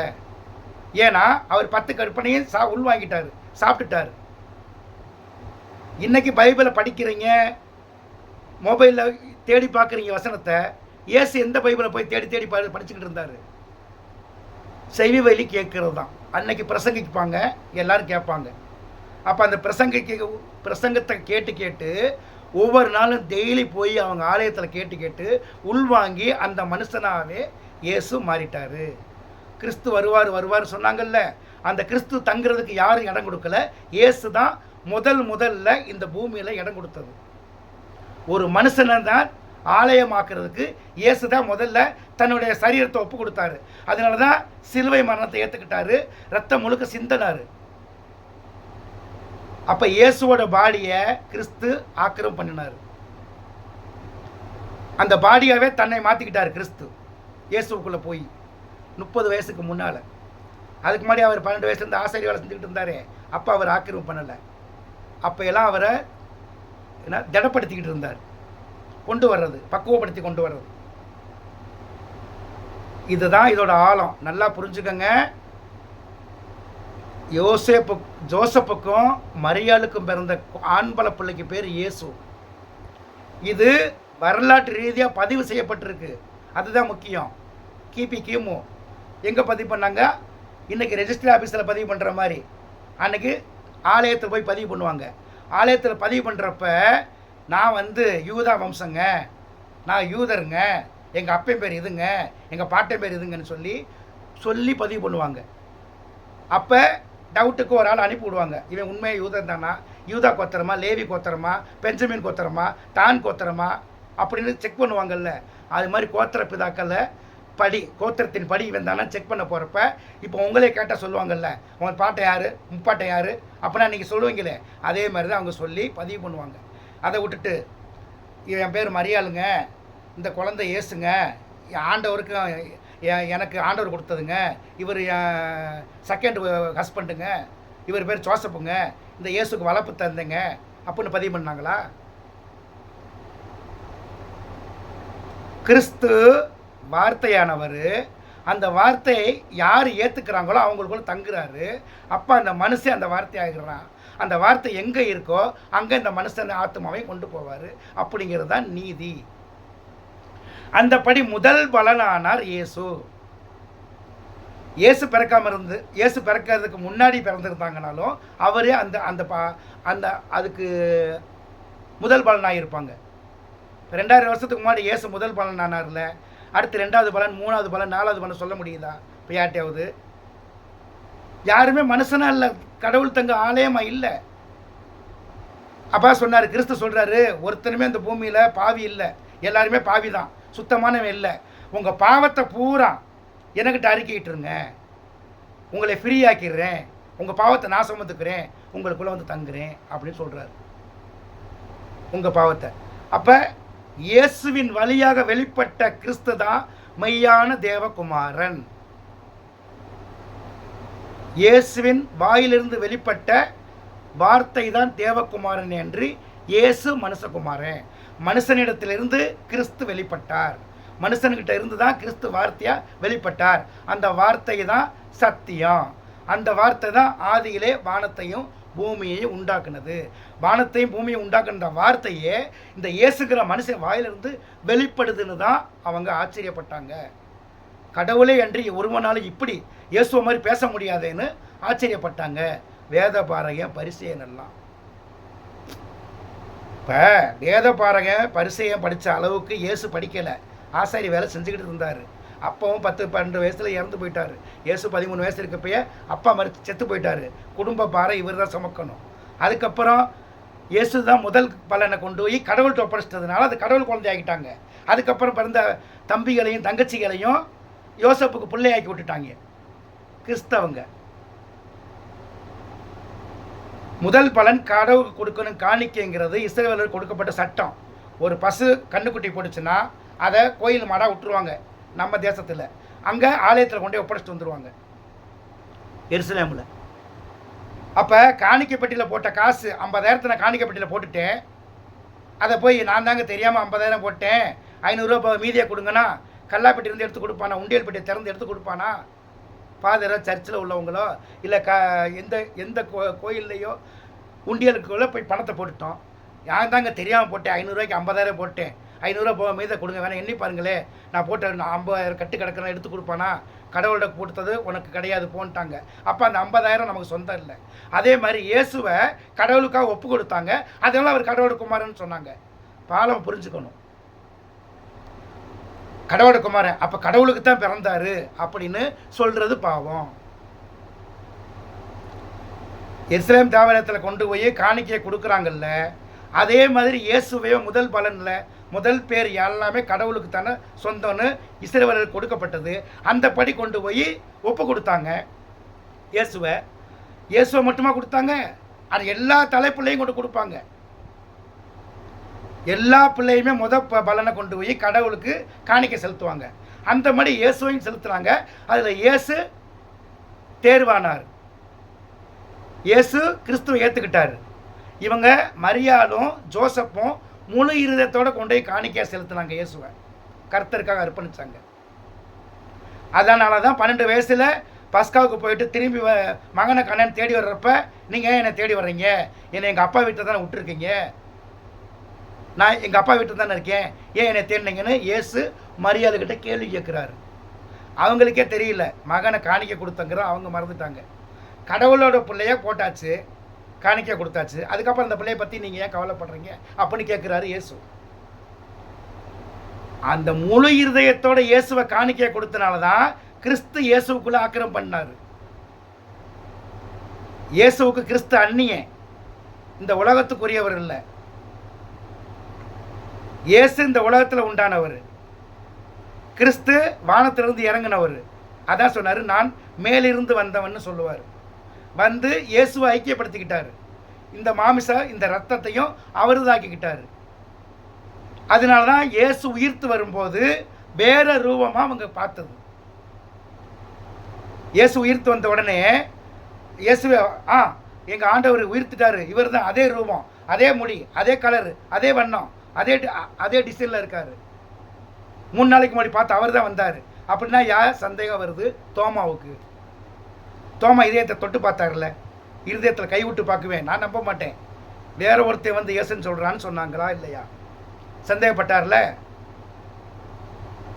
கூடையே இருந்த சிசி மகதலேன மரியாள் அடக்கம் பண்ணுற வரைக்கும் கூட இருந்த பெண்ணு 3வது நாள் என்ன கேட்குறாங்க? ஏதோ தோட்டத்துக்காரங்க நின்றுக்கிட்டு இருக்கான் போலன்னு, ஐயா எங்கள் ஆண்டவரை பார்த்தீங்களா, பாடியை காணா, இயேசுவோட பாடியை காணான்னு கேட்டாங்களா? நைட்டில் கேட்கல, பகலையில் விடிய காலை தான் போகிறாங்க கல்லறைக்கு தேடி பார்க்க. கல்லறைக்கு என்ன பரிமள தைலம் பூச ஓடுறாங்க அவங்க முறைப்படி. அப்போ பாடி காணலை. தோட்டத்துக்காரர் கேட்குறாரு, ஏன்னம்மா பெண்ணை யாரம்மா தேடுற? இல்லை எங்கள் ஆண்டவரை தேடிக்கிட்டு இருக்கோம். உயிரோடு இருக்கிறவரை என்ன கல்லறைக்குள்ளே தேடுற? செத்தவன் தான் கல்லறைக்குள்ளே இருப்பான், போ, அவர் சொன்ன மாதிரி அங்கே இருப்பார். அவங்க சீசர்கிட்ட போய் இதை சொல்லுன்னு சொல்கிறப்ப தான் இந்த அம்மா அடையாளம் தெரியுது. என்னடா இயேசு நம்மக்கிட்ட பேசுன சீக்கிரட்டெல்லாம் இந்த மனுஷன் சொல்கிறாருன்னு. அப்புறம் தான் உத்து பார்க்குற, உருவம் வேறு, ஆனால் பேசுகிற வார்த்தை ஒன்று, ஒரே வார்த்தை, தேவனோட வார்த்தையாக இருக்குது. ஆண்டவர் என்ன கிறிஸ்து என்ன பேசுகிறாரோ அதே கிறிஸ்து வேறு ரூபத்தில் வேறு மனுஷனாக நிற்கிறாருன்னு பார்த்தாங்க. அதனால் கிறிஸ்து உங்களோட இருப்பார் அப்படின்னு சொல்லுவாங்க. கிறிஸ்து உனக்குள்ளே வந்துட்டானா நீ தானே கிறிஸ்து. அப்போ நீ அந்த கிறிஸ்துவா இல்லை மெய்யான தேவகுமாரனைய இயேசு கிறிஸ்துவா? அந்த கிறிஸ்துவான்னு எப்படி தெரியும்? உன்னுடைய கிரியை மூலையாக ஒன்று தெரியும், வெளிப்படுத்துவ. இயேசு கிறிஸ்து ஏற்றுக்கிட்ட மனுஷனாக வாழுவான். இயேசு கிறிஸ்து இல்லாமல் அந்த கிறிஸ்து எடுத்துக்கவே மிருகமாக வாழுவான். மனித சாரம் அவனை விட்டுட்டு போயிடும். மிருகசாரம் ஏன் மிருகசாரம்னா, மிருகத்தை தான் வந்து ஒப்பிடும்போது நாய் கடிக்கும். நாய் நம்மளை அன்பாக இருக்கிறத நம்ம சொல்ல மாட்டோம். நம்மளை கடிக்கிற நாய் வெறி நாய், நம்மளை நக்கி கொடுக்குற நாய் நல்ல நாய். அந்த மாதிரி கடவுளை சொல்ல முடியாது. மனுஷனுக்குள்ளே தான் அவர் தங்குவார். அப்போ எவனுமே மனுஷன் இல்லை, மனுஷகுமாரனுக்கோ தலைசாய்க்கு இடம் இல்லை. அப்படின்னா மனுஷனா யாருன்னா 9 குணங்களை உடையவன். அந்த 9 குணத்துக்காக தன் ஜீவனே போனாலும் பரவாயில்லன்னு முழுசாக ஏற்றுக்கிறவன் அவனுக்கு பேர் தான் மனுஷன். அவனுக்குள்ள தான் கிறிஸ்து தங்குவார், இயேசு தங்க மாட்டார். அதனால சொல்லுவார், வேதத்தில் நீங்கள் படிக்கிறீங்களா, என்னை குறித்து அப்பா ஏசப்பா உமையே நாங்கள் தோத்தரித்தோம், உமக்கே நமஸ்காரம் பண்ணணும், உமக்கு தான் பூஜை பரிகாரம் பண்ணணும், உமக்கு தான் பிரேயர் எடுத்தோம் அப்படின்னா அக்கிரம செய்யக்காரன் என்னை விட்டு அகண்டு போங்கன்னு சொல்லுவார். அது இயேசு சொல்கிறத எழுதியிருக்காங்க பாருங்க. இயேசுவின் வழியா கிறிஸ்து சொல்கிறாரு. இந்த பூமியில் அந்நியன் லூசிபர் அன்னையன், கிறிஸ்துவும் அந்நியன். இந்த உலகத்தில் அவங்க சோறு தண்ணி ரசம் மோர் தயிரெல்லாம் சாப்பிட்ணுன்னு அவசியம் இல்லை. அவங்களுக்கு உணவு மனிதோட மாமிசம், மனிதோட ரத்தம். இதைத்தான் கிறிஸ்து சொல்லுவார். நம்ம இங்கே வீட்டில் அப்பம் மீன் இதெல்லாம் சாப்பிட்றோம். இதெல்லாம் யாருக்காக சாப்பிட்றோம்? உள்ளார மனுஷ வேலை. அந்த உள்ளார ஒரு மனுஷன் இருக்கணும். அது இயேசுவோட கிறிஸ்து நமக்குள்ளே இருந்தாருன்னா நம்ம திங்கிற எல்லா சாப்பாடும், நம்ம மாமிசமாக சாப்பிட்ற எல்லாமே அவங்க திருப்தி அடைவாங்க. உள்ளே இருக்கவங்க அது யார்? அந்த கிறிஸ்துவும் திருப்தி அடைவான், இயேசு கிறிஸ்து திருப்தி அடைவார். இப்போ இயேசுவோட கிறிஸ்து உள்ளே இருந்தாருன்னா எதை சாப்பிட்டுக்கிட்டு உயிர் வாழ முடியும்? உணவின்றி உயிர் வாழ முடியாது. இந்த உலகத்தில், பரலோகத்தில் தான் பசி இல்லை, தாகம் இல்லை. இந்த உலகத்தில் பசியும் தாகமும் உண்டு. அதுக்கு தான் சொன்னார் இயேசுக்குள்ள இருந்த கிறிஸ்து சொன்னார், என்னுடைய மாமிசத்தையும் என்னுடைய ரத்தத்தையும் புசிக்காதவன் எனக்கு பாத்திரன் அல்ல. அப்படின்னோடனே எல்லா சீசனும் ஓடி போயிட்டாங்கன்னு எழுதி வச்சுருப்பாங்க. அப்போ கிறிஸ்துவான நமக்குள்ளே தங்கினார்னா அவர் எதில் ஜீவிக்கிறாரு? நம்ம ஆத்மா உணவுக்கு நமக்குள்ளே இருக்க ஆத்மா நம்ம ரத்தத்தையும் நம்ம மாமிசத்தையும் சாப்பிட்டு தான் ஆத்மாவா இந்த உலகத்தில் வாழ முடியும். அப்போ நம்ம மனுஷ சாரமே இல்லைன்னா நம்மளோட ரத்தம் செத்ததாக இருக்கும், நம்மளுடைய சரீரம் செத்து போனதாக இருக்கும் மாமிசம். அதை யார் சாப்பிடுவான்னா லூசிப்பரும் அவனோட கூட்டத்தாரும் சாப்பிடுவாங்க. அதான் அந்த கிறிஸ்து நமக்குள்ளே இருந்து சாப்பிட்றது. கெட்டெண்ணெய், கெட்ட செயல், கெட்ட சிந்தனை, இது நம்ம இருந்து நம்ம ஒரு சாப்பாடு சாப்பிட்டோம்னா அந்த சாப்பாடை கெட்ட செயல் கெட்ட சிந்தனையை கொடுத்தவன் நமக்குள்ளேருந்து சாப்பிடுவான்னு நம்ம அறிஞ்சு கொள்ளணும். இப்போ எல்லா மனுஷனுமே கெட்ட சிந்தனை கெட்ட எண்ணத்தில் தான் வாழ்கிறான். அப்போ இதிலேருந்து மறுபடியும் பிறக்கிறதுக்கு வழி என்னன்னு கேட்டிங்கன்னா அதுக்கு வழிவகை செய்கிறது தான் இயேசு கிறிஸ்து.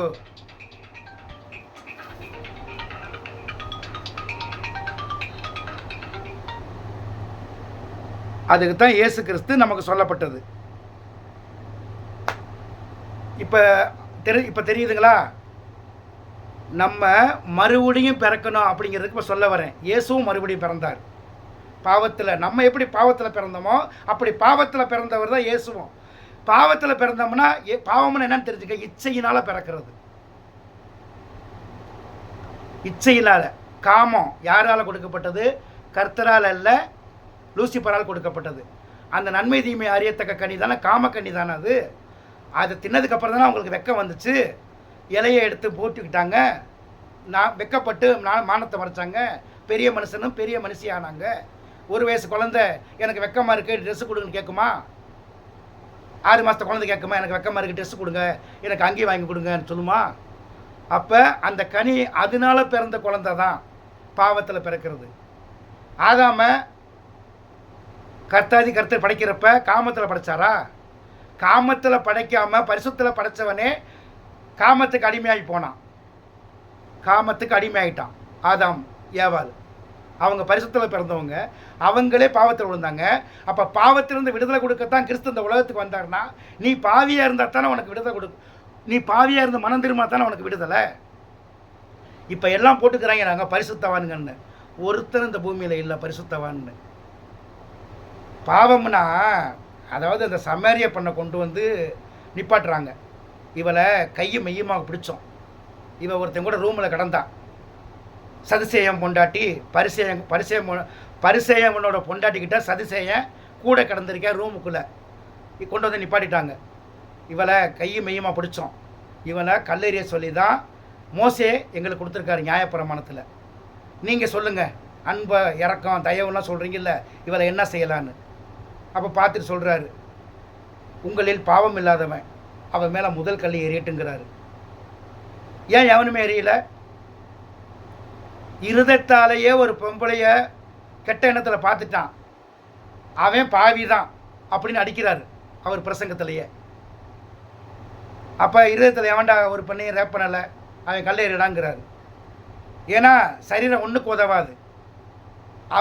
அவள் வந்து விபச்சாரம் பண்ணனாலும் இந்த சரீரம் மண்ணில் போகிறது, மண்ணுக்கு தானே போகும். அந்த ஒரு சினிமாவில் கூட சொல்லுவாங்க, மண்ணுக்கு போகிற உடம்ப மனுஷன் தின்னா என்னன்னு டி ராஜேந்தர் கூட ஒரு படத்தில் எழுதி ஒரு டைலாக் சொல்லுவாங்க.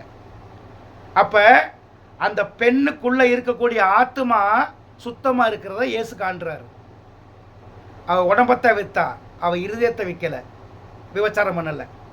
ஆனால் நீங்களோ உங்களுடைய இருதயத்தில் இருக்கக்கூடிய ஆண்டவர் விபச்சாரம் பண்ணுறீங்கன்னு சொன்ன எழுதி அவங்களுக்கு சொல்லி காட்டுறாரு, எழுதுறாரு தரையில். இவளோ 4 செவத்துக்குள்ளே தான் ஒரு ஆம்பளை கூட கிடந்ததை நீங்கள் பார்த்து விபச்சாரம் சொல்கிறீங்க. ஆனால் நீங்களோ ஊருக்கு ஏசப்பா என்னை பெத்த அப்பா ஏசப்பா, இயேசுவே எங்கள் அப்பானா உன் தாயை விபச்சாரி ஆக்குறீங்க. ஒரு பெண்ணுக்கு ஒரு கணவன் இருந்தால் உத்தமி, ஒரு பெண்ணுக்கு 2 புருஷன் இருந்தால் அவ வேசி. அப்போ எனக்கு ஒரு பெண்ணுக்கு பிறந்து நான் வந்திருக்கேன். என்னோட அப்பா வந்து ஏசப்பான்னு சொன்னா, இயேசு மாமிசத்தில் வந்தவர், அவர் எங்கள் அம்மாவுக்கு புருஷன்னு அர்த்தம். அப்போ எங்கள் அம்மா கூட ஒரு புருஷன் இருக்கார், அவருக்கு இவர் 2வது புருஷன் ஆயிருமே. அதனால இயேசு அப்பான்னு சொல்லாதீங்க. நீங்கள் கிறிஸ்துவை உங்களுக்குள்ளே வாங்கிக்கிட்டீங்கன்னா அந்த கிறிஸ்து தான் உங்களுக்கு தகப்பேன், அவர் உங்களுக்குள்ளே இருக்காரு தெரிஞ்சுக்கங்க. நீங்கள் அதை வீணில் வழங்குறீங்கடான்னு சொல்கிறாரு. எழுதுறாரு, தரையில் பேரை எழுதுறாரு. என்னை வேசித்தன முகாந்திரத்துக்கு தள்ளுறாங்க, இவங்க ஆத்தாளுக்கு நான் புருஷங்கிறாங்க. ஏசப்பா அப்படின்னு நம்ம சொன்னோம்னாலே எங்கள் அம்மாவோட புருஷா வாப்பா அப்படின்னு அர்த்தமாகும். இவர்கள் அறியாமல் செய்கிறார்கள், இவர்களை மன்னேன்னு சொன்னார். இப்பையும் சொல்ல முடியுமா? உங்கள் ஒப்பை யாருன்னா உங்கள் ஒப்பை யாருன்னு உனக்கு அடையாளம் யார் காட்டினாங்களோ அவங்கள சொல்லணும். இல்லை இவர் ஆத்மா தகப்பனா நீ ஆத்மாவாக வாழ்கிறியா? இயேசு அப்பாவை நாங்கள் ஆத்மா தகப்பனை ஏற்றுக்கிறோன்னு சொன்னீங்கன்னா ஆத்மாவா நீ இருக்கையா? ஆத்மாவா எங்கே போய் இருக்கும்? மனுஷனுக்குள்ளே இருக்கும். மனுஷனுக்குள்ளே உனக்கு இருக்க ஆத்மா தேவனுடையதா, தேவன் நீதி இல்லாததா? அப்போ 10 கற்பனை என்னை மீறுற, அடுத்த முண்டாட்டி இச்சிக்கிற ஏசு வந்துருச்சா? இப்போ பாயிண்ட்டு ஏசப்பான்னு நான் சொல்கிறேன். ஏசப்பா என்னை காப்பாற்றுப்பானா எங்கள் அம்மாவோட புருஷா என்னை காப்பாற்றுன்னு அர்த்தமாகும். அப்போ இயேசு என்னை பெற்ற தாயை அபகரிச்சிட்டாருன்னு அர்த்தமாகும். இதைத்தான் கொண்டு போய் 2000 வருஷத்துக்கு முன்னாடி வச்சுட்டாங்க. மரியால கடவுள் வந்து கற்பவதியாகி அவரே பிள்ளையா பிறந்து அவரே கடைசியில் புருஷனாக இருந்தார். ஒரு பெண்ணுக்கு அவரே தகப்பனாக இருப்பாராம், அவரே புருஷனாக இருப்பார், அவரே பிள்ளையா பிறப்பார். பிதா குமாரன் பரிசுத்தாவி. இதுக்கு தான் சொன்னார், பொல்லாத விபச்சார சந்திகளாக என்னை விட்டு ஓடிப்போ, நான் உங்கள் ஆத்தலுக்கு நான் புருஷனான்னு கேட்பார் இயேசு. மாம்சத்தில் வந்தவர் 30 வருஷம் அப்போ மீன் தின்னுட்டு நம்மளே மாதிரி கக்கூசு போய் மூத்திரம் ஒழிச்சவர் தானே. அவரை போய் கடவுள் மாதிரி கொண்டு வந்துட்டீங்கன்னா என்ன ஆகும்? வார்த்தையானவரை கூப்பிட்டு இயேசுக்குள்ள தங்கினார்னு அவரே சொல்கிறாரு. என்னை குறித்து பிதாவே கர்த்தாவேன்னு சொல்லாதீங்கடா, என்னை அப்பான்னு சொல்லாதீங்க, ஃபாதர்னு யாரையும் சொல்ல வேணான்னு இயேசுயே சொல்கிறாரு. இன்றைக்கி எவன் சர்ச்சுக்கு போனாலும் எங்கள் ஃபாதர் வந்தார், யார் உங்கள் அப்பா உங்கள் அத்தாவோட புருஷனான்னு தானே கேள்வி வரும். ஃபாதர் வாங்க வீட்டுக்குமா, சொந்த அப்பனவே அங்கிட்டு ஓரமாக உட்காடுறாங்கம்மா, இவனுக்கு எடுத்து போடுவான். அப்போ சொந்த அப்பன் ஒருத்தர் பிரான்சிஸ்ன்னு ஒருத்தர் உட்காந்துருப்பான், ஒருத்தனுக்கு இவன் ஃபாதர் ஒருத்தர் ஆண்டனின்னு வருவான், இவனை தான் சொல்லுவான் வாங்க ஃபாதர்னு சொல்லுவான், பெத்தை வாங்கினதான் உட்காந்துருப்பான் கெட்டலில் ஓரத்தில். இப்போ இவளுக்கு அவன் புருஷனா இவன் புருஷனா? ஃபாதர்னா தந்தை தானே. ஒருத்தன் தந்தைன்னு கூப்பிட்டுட்டானால என்ன? அதனால தான் யாரையும் தந்தை என்று அழைக்காதீங்கன்னு இயேசு கிறிஸ்து சொல்லி கொடுத்துருக்காரு. அவரே ஏசப்பா ஏசப்பா அப்படின்னா இயேசுக்கு விரோதம் பண்ணுறீங்களா? இயேசுவோட கிறிஸ்துக்கு விரோதமாக ஆகிறீங்களா? கிறிஸ்து சொன்னார் என்னோட பிதான்னு சொன்னார். இயேசு சொன்னார் என்னோட பிதா தான் வானத்தை பூமி உண்டாக்குனவர்னு. இயேசுக்குள்ள இருந்த வார்த்தையானவர் பேசுகிறாரு. அதான் இயேசுக்குள்ளே இருந்து கிறிஸ்து வெளிப்பட்டார். அதான் இயேசு சரீரமான ஆலயத்தில் கிறிஸ்து தங்கியிருக்காரு. இந்த ஆலயத்தை இடித்து போடுங்கள், 3 நாளில் எழுப்புறேன்னு சொன்னார். அவர் தங்கின ஆலயம், கிறிஸ்து தங்கின ஆலயம் இயேசுங்கிற சரீரம். இந்த ஆலயத்தை எடுத்து போடுங்கடா, நான் 3 நாளில் எழுப்பு கட்டுறேன்னாரு. இவங்க சர்ச்சை பார்த்துக்கிட்டு இருந்தாங்க. 40 வருஷமாக கட்டின சர்ச்சை தான் இவன் இடிக்க சொல்கிறான். அது சொன்னது இயேசுங்கிற சரீரத்தினால இயேசு தான் சொன்னான்னு சொல்கிறாங்க.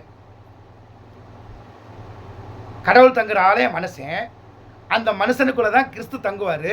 அந்த கிறிஸ்து தான் சொல்கிறாரு இந்த ஆலயத்தை எடுத்து போடுங்கள், 3 நாளைக்குள் நான் எழுப்புறேன். நீங்கள் இப்போ கலர் லைட்டு போட்டு வச்சுருக்கீங்களே, மின்சாரமாக நல்லா பிரகாசமாக்கி பெயிண்டிங்கெல்லாம் பண்ணி தூவம் காட்டுறீங்களே, இது இல்லைடா ஆலயம், இந்த இயேசுங்கிறவனுக்குள்ளே தான் நான் தங்கியிருக்கேன்னு கிறிஸ்து சொல்கிறார். அதனால தான் அந்த சரீரத்தை எழுப்புறாரு. எழுப்பும் போது தான் அவரோட சரீரத்தை வெளிப்படுத்துகிறாரு. கிறிஸ்து தான் இயேசு உயிர்க்கலை, கிறிஸ்து உயிர்த்தாருங்கிறத வெளிப்படுத்துகிறாரு. இது ரொம்ப டீப்பாக போகணும் இதுக்குள்ளே. இதெல்லாம் யார்கிட்ட கேட்கணும்? நீங்கள் இன்றைக்கி வச்சுருக்க பைபிளை எடுத்து தேடி பார்த்தா கிடைக்காது. இன்றைக்கி செய்தி நான் கேள்விப்பட்டிருக்கேன், இது என்னான்னு தியானிக்கணும்.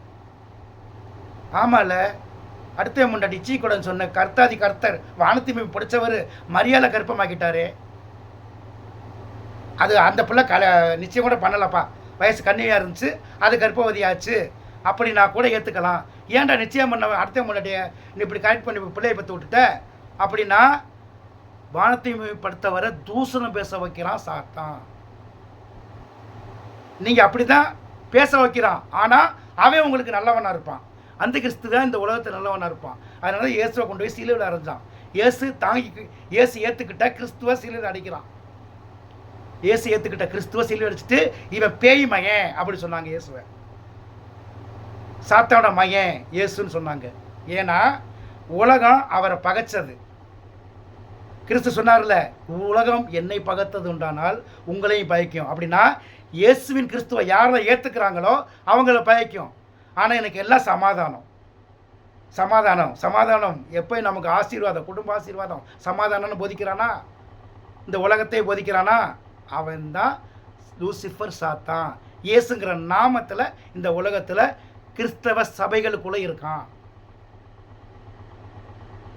நல்லா பார்த்துக்கங்க, கிறிஸ்தவர்கள் சொல்கிற இயேசு தான் ஆன்டி கிரைஸ்ட். ஏன்னா அடுத்த மனைவிக்கு பிறந்த இயேசுவை கிறிஸ்தவன் சொல்கிறான் பாருங்க, அந்த இயேசு ஆன்டி கிறிஸ்து. அந்தி கிறிஸ்து அடுத்த முண்டாட்டி இச்சியாது இருப்பாகன்னு தேவாதி தேவன் கொடுக்க, அடுத்த முண்டாட்டி இச்சு ஒரு பிள்ளையை பெற்று அது ஏன் பிள்ளை, இதுதான் உலகத்தை ஆளும் அப்படி சொல்கிறது ஆன்டி கிறிஸ்து. அப்போ உண்மையும் பைபிளுக்குள்ளே இருக்குது, அநீதியும் பைபிளுக்குள்ளே இருக்குது. அநீதியானதை உண்மையாகவும் உண்மையை அநீதியாகவும் ஆக்கித்தான் இயேசு ஏற்றுக்கொண்ட கிறிஸ்துவை கொண்டு போய் சிலுவையில் அடித்தான் சாத்தான். மாமிசத்தில் அடித்தது இயேசுவை, ஆனால் சிலுவையில் அடிக்கப்பட்டது கிறிஸ்துவ சிலுவையில் கொண்டு அரைஞ்சது யார்? பாவத்துக்காக ஆன்டி கிரைஸ்ட்டு லூசிபர் தான் இயேசுவின் கிறிஸ்துவ சிலுவையில் அடித்தது. அந்த சிலுவையில் அடைக்கப்பட்ட கிறிஸ்து தான் உயிர் தெழுந்தார். இயேசு உயிர்க்கலை. குழப்பமாக இருக்கு அவங்களுக்கு. பாவ நிவாரணம் பலி யாருக்கு கொடுக்க வந்தால் லூசிபருக்காகத்தான் கிறிஸ்து இந்த பூமிக்கு வந்தார். லூசிபர் ஒரு மனுஷனுக்குள்ளே தான் இருக்கா, கிறிஸ்துவும் ஒரு மனுஷனுக்குள்ளே இருக்கான். கிறிஸ்து ஒரு மனுஷனுக்குள்ளே இருக்கார்ல, அந்த மனுஷனுக்கு பேர் தான் இயேசு. அவரை சிலுவையில் கொண்டு அரைச்சாங்க பாருங்க. அவங்களோட சிந்தனை, அவங்களோட செயலெல்லாம் எப்படி இருந்துச்சு? கோபம், எரிச்சல், பொறாமை, போட்டி, பன்கண், புறங்கூறுதல், இந்த சிந்தனை உடையவன் தான் லூசிபர். இயேசுவை முக்கியமாக சிலுவையில் அரைக்க முக்கிய காரணம் என்ன சொல்கிறாங்க? இவர் இஸ்ரவேலோட ராஜான்னு தன்னை அறிக்கையிட்டார், எங்கள் தேவாலயத்தை இடித்து போடுவேன்னு சொன்னார் அப்படின்னு கொண்டு போய் கவர்மெண்ட்டில் ஒப்படைக்கிறாங்க. அங்கே நடக்கிற யுத்தம் ஆவிக்குரியது.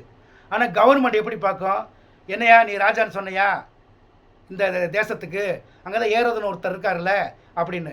இல்லைங்க, ஏரோது யூதர்களுக்கு தாங்க ராஜா. இவன் இஸ்ரவேல் 12 கோத்திரத்துக்கே நான் தான் ராஜான்னு சொன்னான்னு.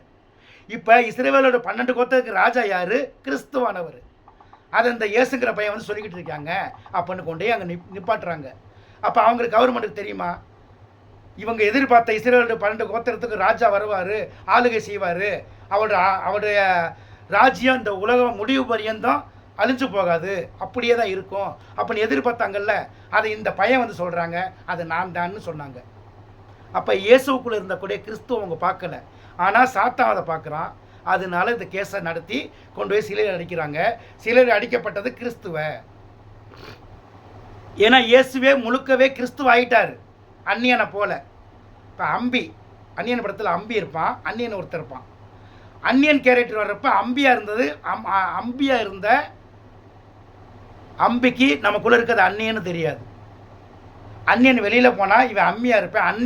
அந்நியனாகிய உள்ளே வந்தது அம்பிக்கு தெரியாது. அம்பிக்கு தெரியாது, அந்நியனுக்கு தெரியும் அம்பிக்குள்ளே நம்ம இருக்கோன்னு. அந்நியன் படத்தில் அம்பிக்கு தெரியாது, ரெமோவுக்கு தெரியும் அம்பிக்குள்ளே நம்ம போகிறோன்னு. நல்லா உள்ளுக்கு வாங்கணும். இயேசுவுக்கு தெரியாது நமக்குள்ளே யார் வர்றான்னு. ஆனால் கிறிஸ்துவுக்கு தெரியும் நம்ம இயேசு நம்மளை கூப்பிட்டு அவருக்குள்ளே போய் இருக்கோன்னு. இதுதான் 2000 வருஷத்துக்கு முன்னாடி நடந்தது. இந்த இயேசுங்கிற அதாவது வார்த்தை மனிதனாவார் அப்படின்னு எழுதப்பட்டபடி இயேசுவே அந்த வார்த்தையா தன்னை வெளிப்படுத்தினாரு. சிலுவையில் அடித்து ஆணி போடுவாங்க, ரத்தமெல்லாம் கீறும், மண்டையெல்லாம் கொட்டும், அவளை கொடுமைப்படுத்த போகிறாங்கன்னொன்னே இந்த பாத்திரம் என்னை விட்டு அகலக்கூடாதான்னு சொல்லி ஒரு வசனத்தை கேள்விப்பட்டிருக்கீங்களா? இயேசு ஜெபிக்கிறப்ப ரத்தம் வேர்த்து ஒழுகுது, வியர்வே ரத்தமாக வருது, இந்த பாத்திரனை விட்டு அகலட்டுமே அப்படின்னு. அப்படின்னு என்ன சொல்கிறாருன்னா, கிறிஸ்துவே என்னை விட்டு போ, வேண்டாம், என்னால் தாங்க முடியாது இந்த உடம்பு, அவ்வளோ வேதனையாக இருக்கும்னு, பொறுத்துக்க அப்படின்னு சொல்கிறாரு. அந்த வேதனையை தாங்கிக்க. அடி வாங்க போகிறது நான், ஆத்மாவில் என்னை அடிக்க போகிறாங்க, இந்த பாடுகளை ஒவ்வொருத்தரத்தை நான் தானே தாங்குறேன், இந்த சரீரனை தாங்கிக்கன்னு சொல்லி அவரை பலப்படுத்துகிறாங்க தூதர்கள். இவ்வளோ ஆழம் இருக்குது. இயேசு கிறிஸ்துவை ஏற்றுக்கிட்டனால இவர் அந்நியன். யாருக்கு? கிறிஸ்து இயேசுவுக்கு அந்நியன். இயேசு இந்த பூமியிலிருந்து உண்டானவர், அவரோ மேலிருந்து வந்தவர். மேலிருந்து வந்த கிறிஸ்துவை பூமியிலிருந்து உண்டான இயேசு ஏற்றுக்கிட்டாரு.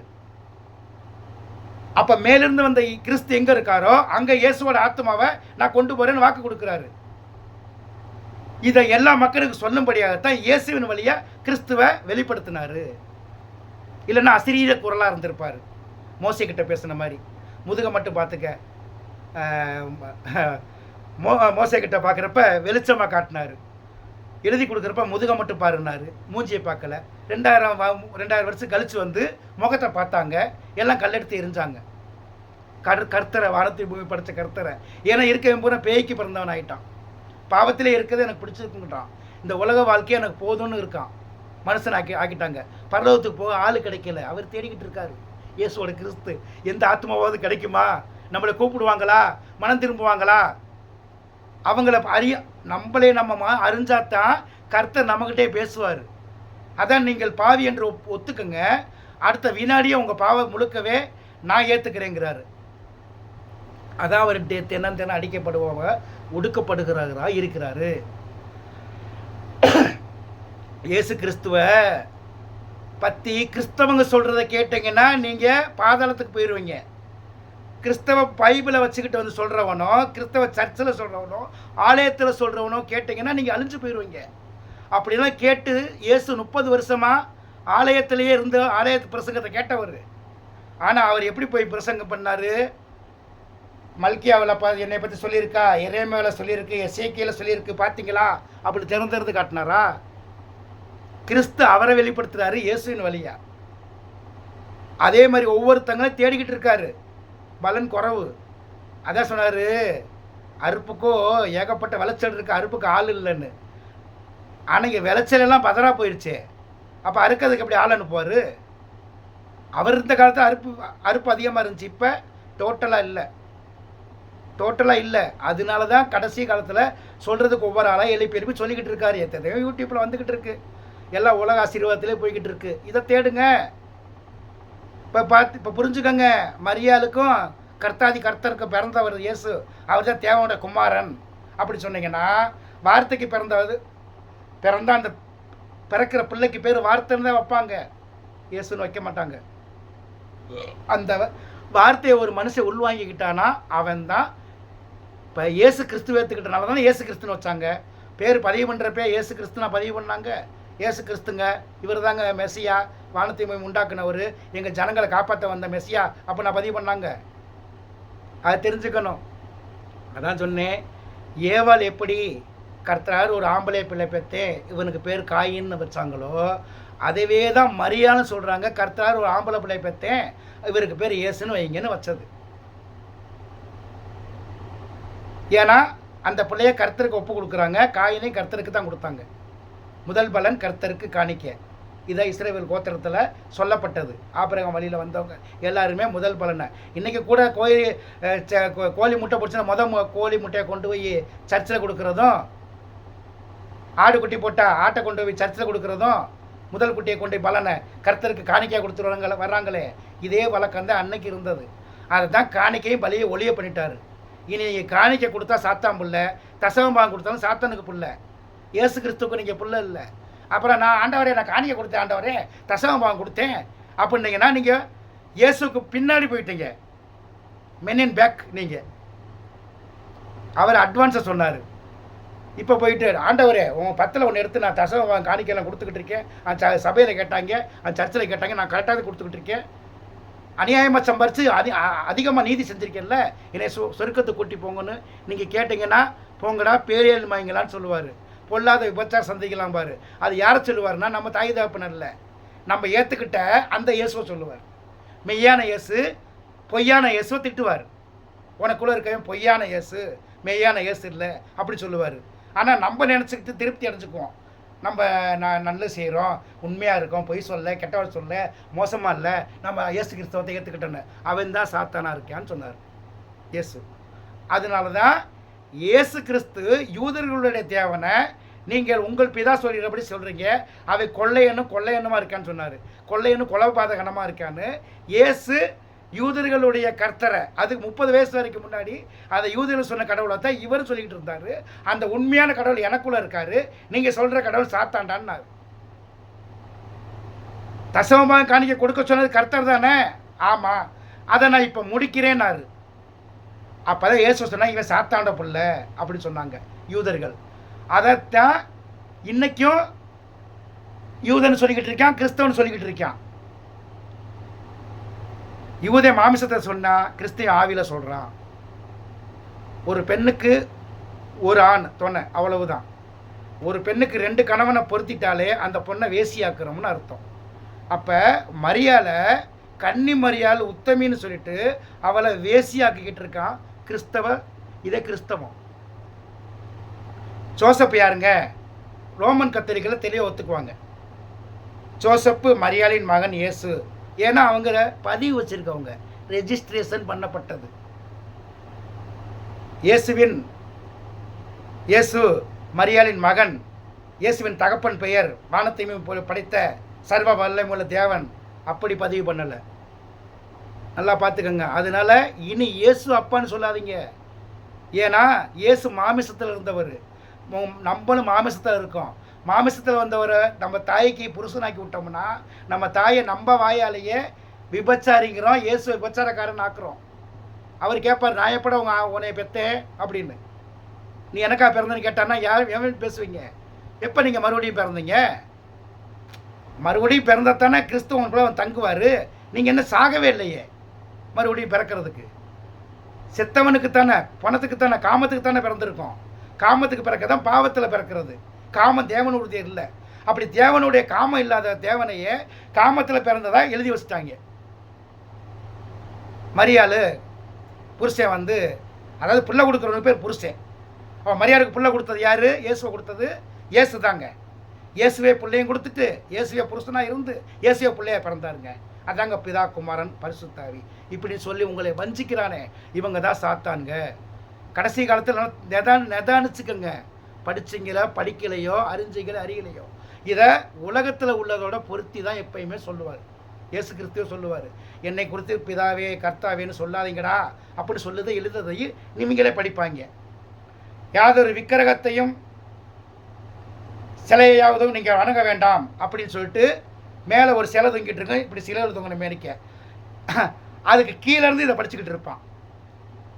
கடைசியில் மாதம் முடிஞ்ச உடனே போய் ஒரு மாலையை போட்டு தொட்டு கும்பிட்டுட்டு மெழுதி பொருத்தி வச்சுட்டு போவான். அதுக்கு முன்னாடி அவன் பிரசங்கத்தை என்ன கேட்டான்? காது இருந்து செகுடனா கண் இருந்து கூடனா பார்த்துக்கிட்டு இருந்திருக்காங்க. அதுதான் மதி மயங்கி வச்சுட்டான். நன்மை தீமையை அறியத்தக்க கனி. எங்கள் சபைக்கு வந்தீங்கன்னா உங்களுக்கு சொர்க்க கன்ஃபார்ம்.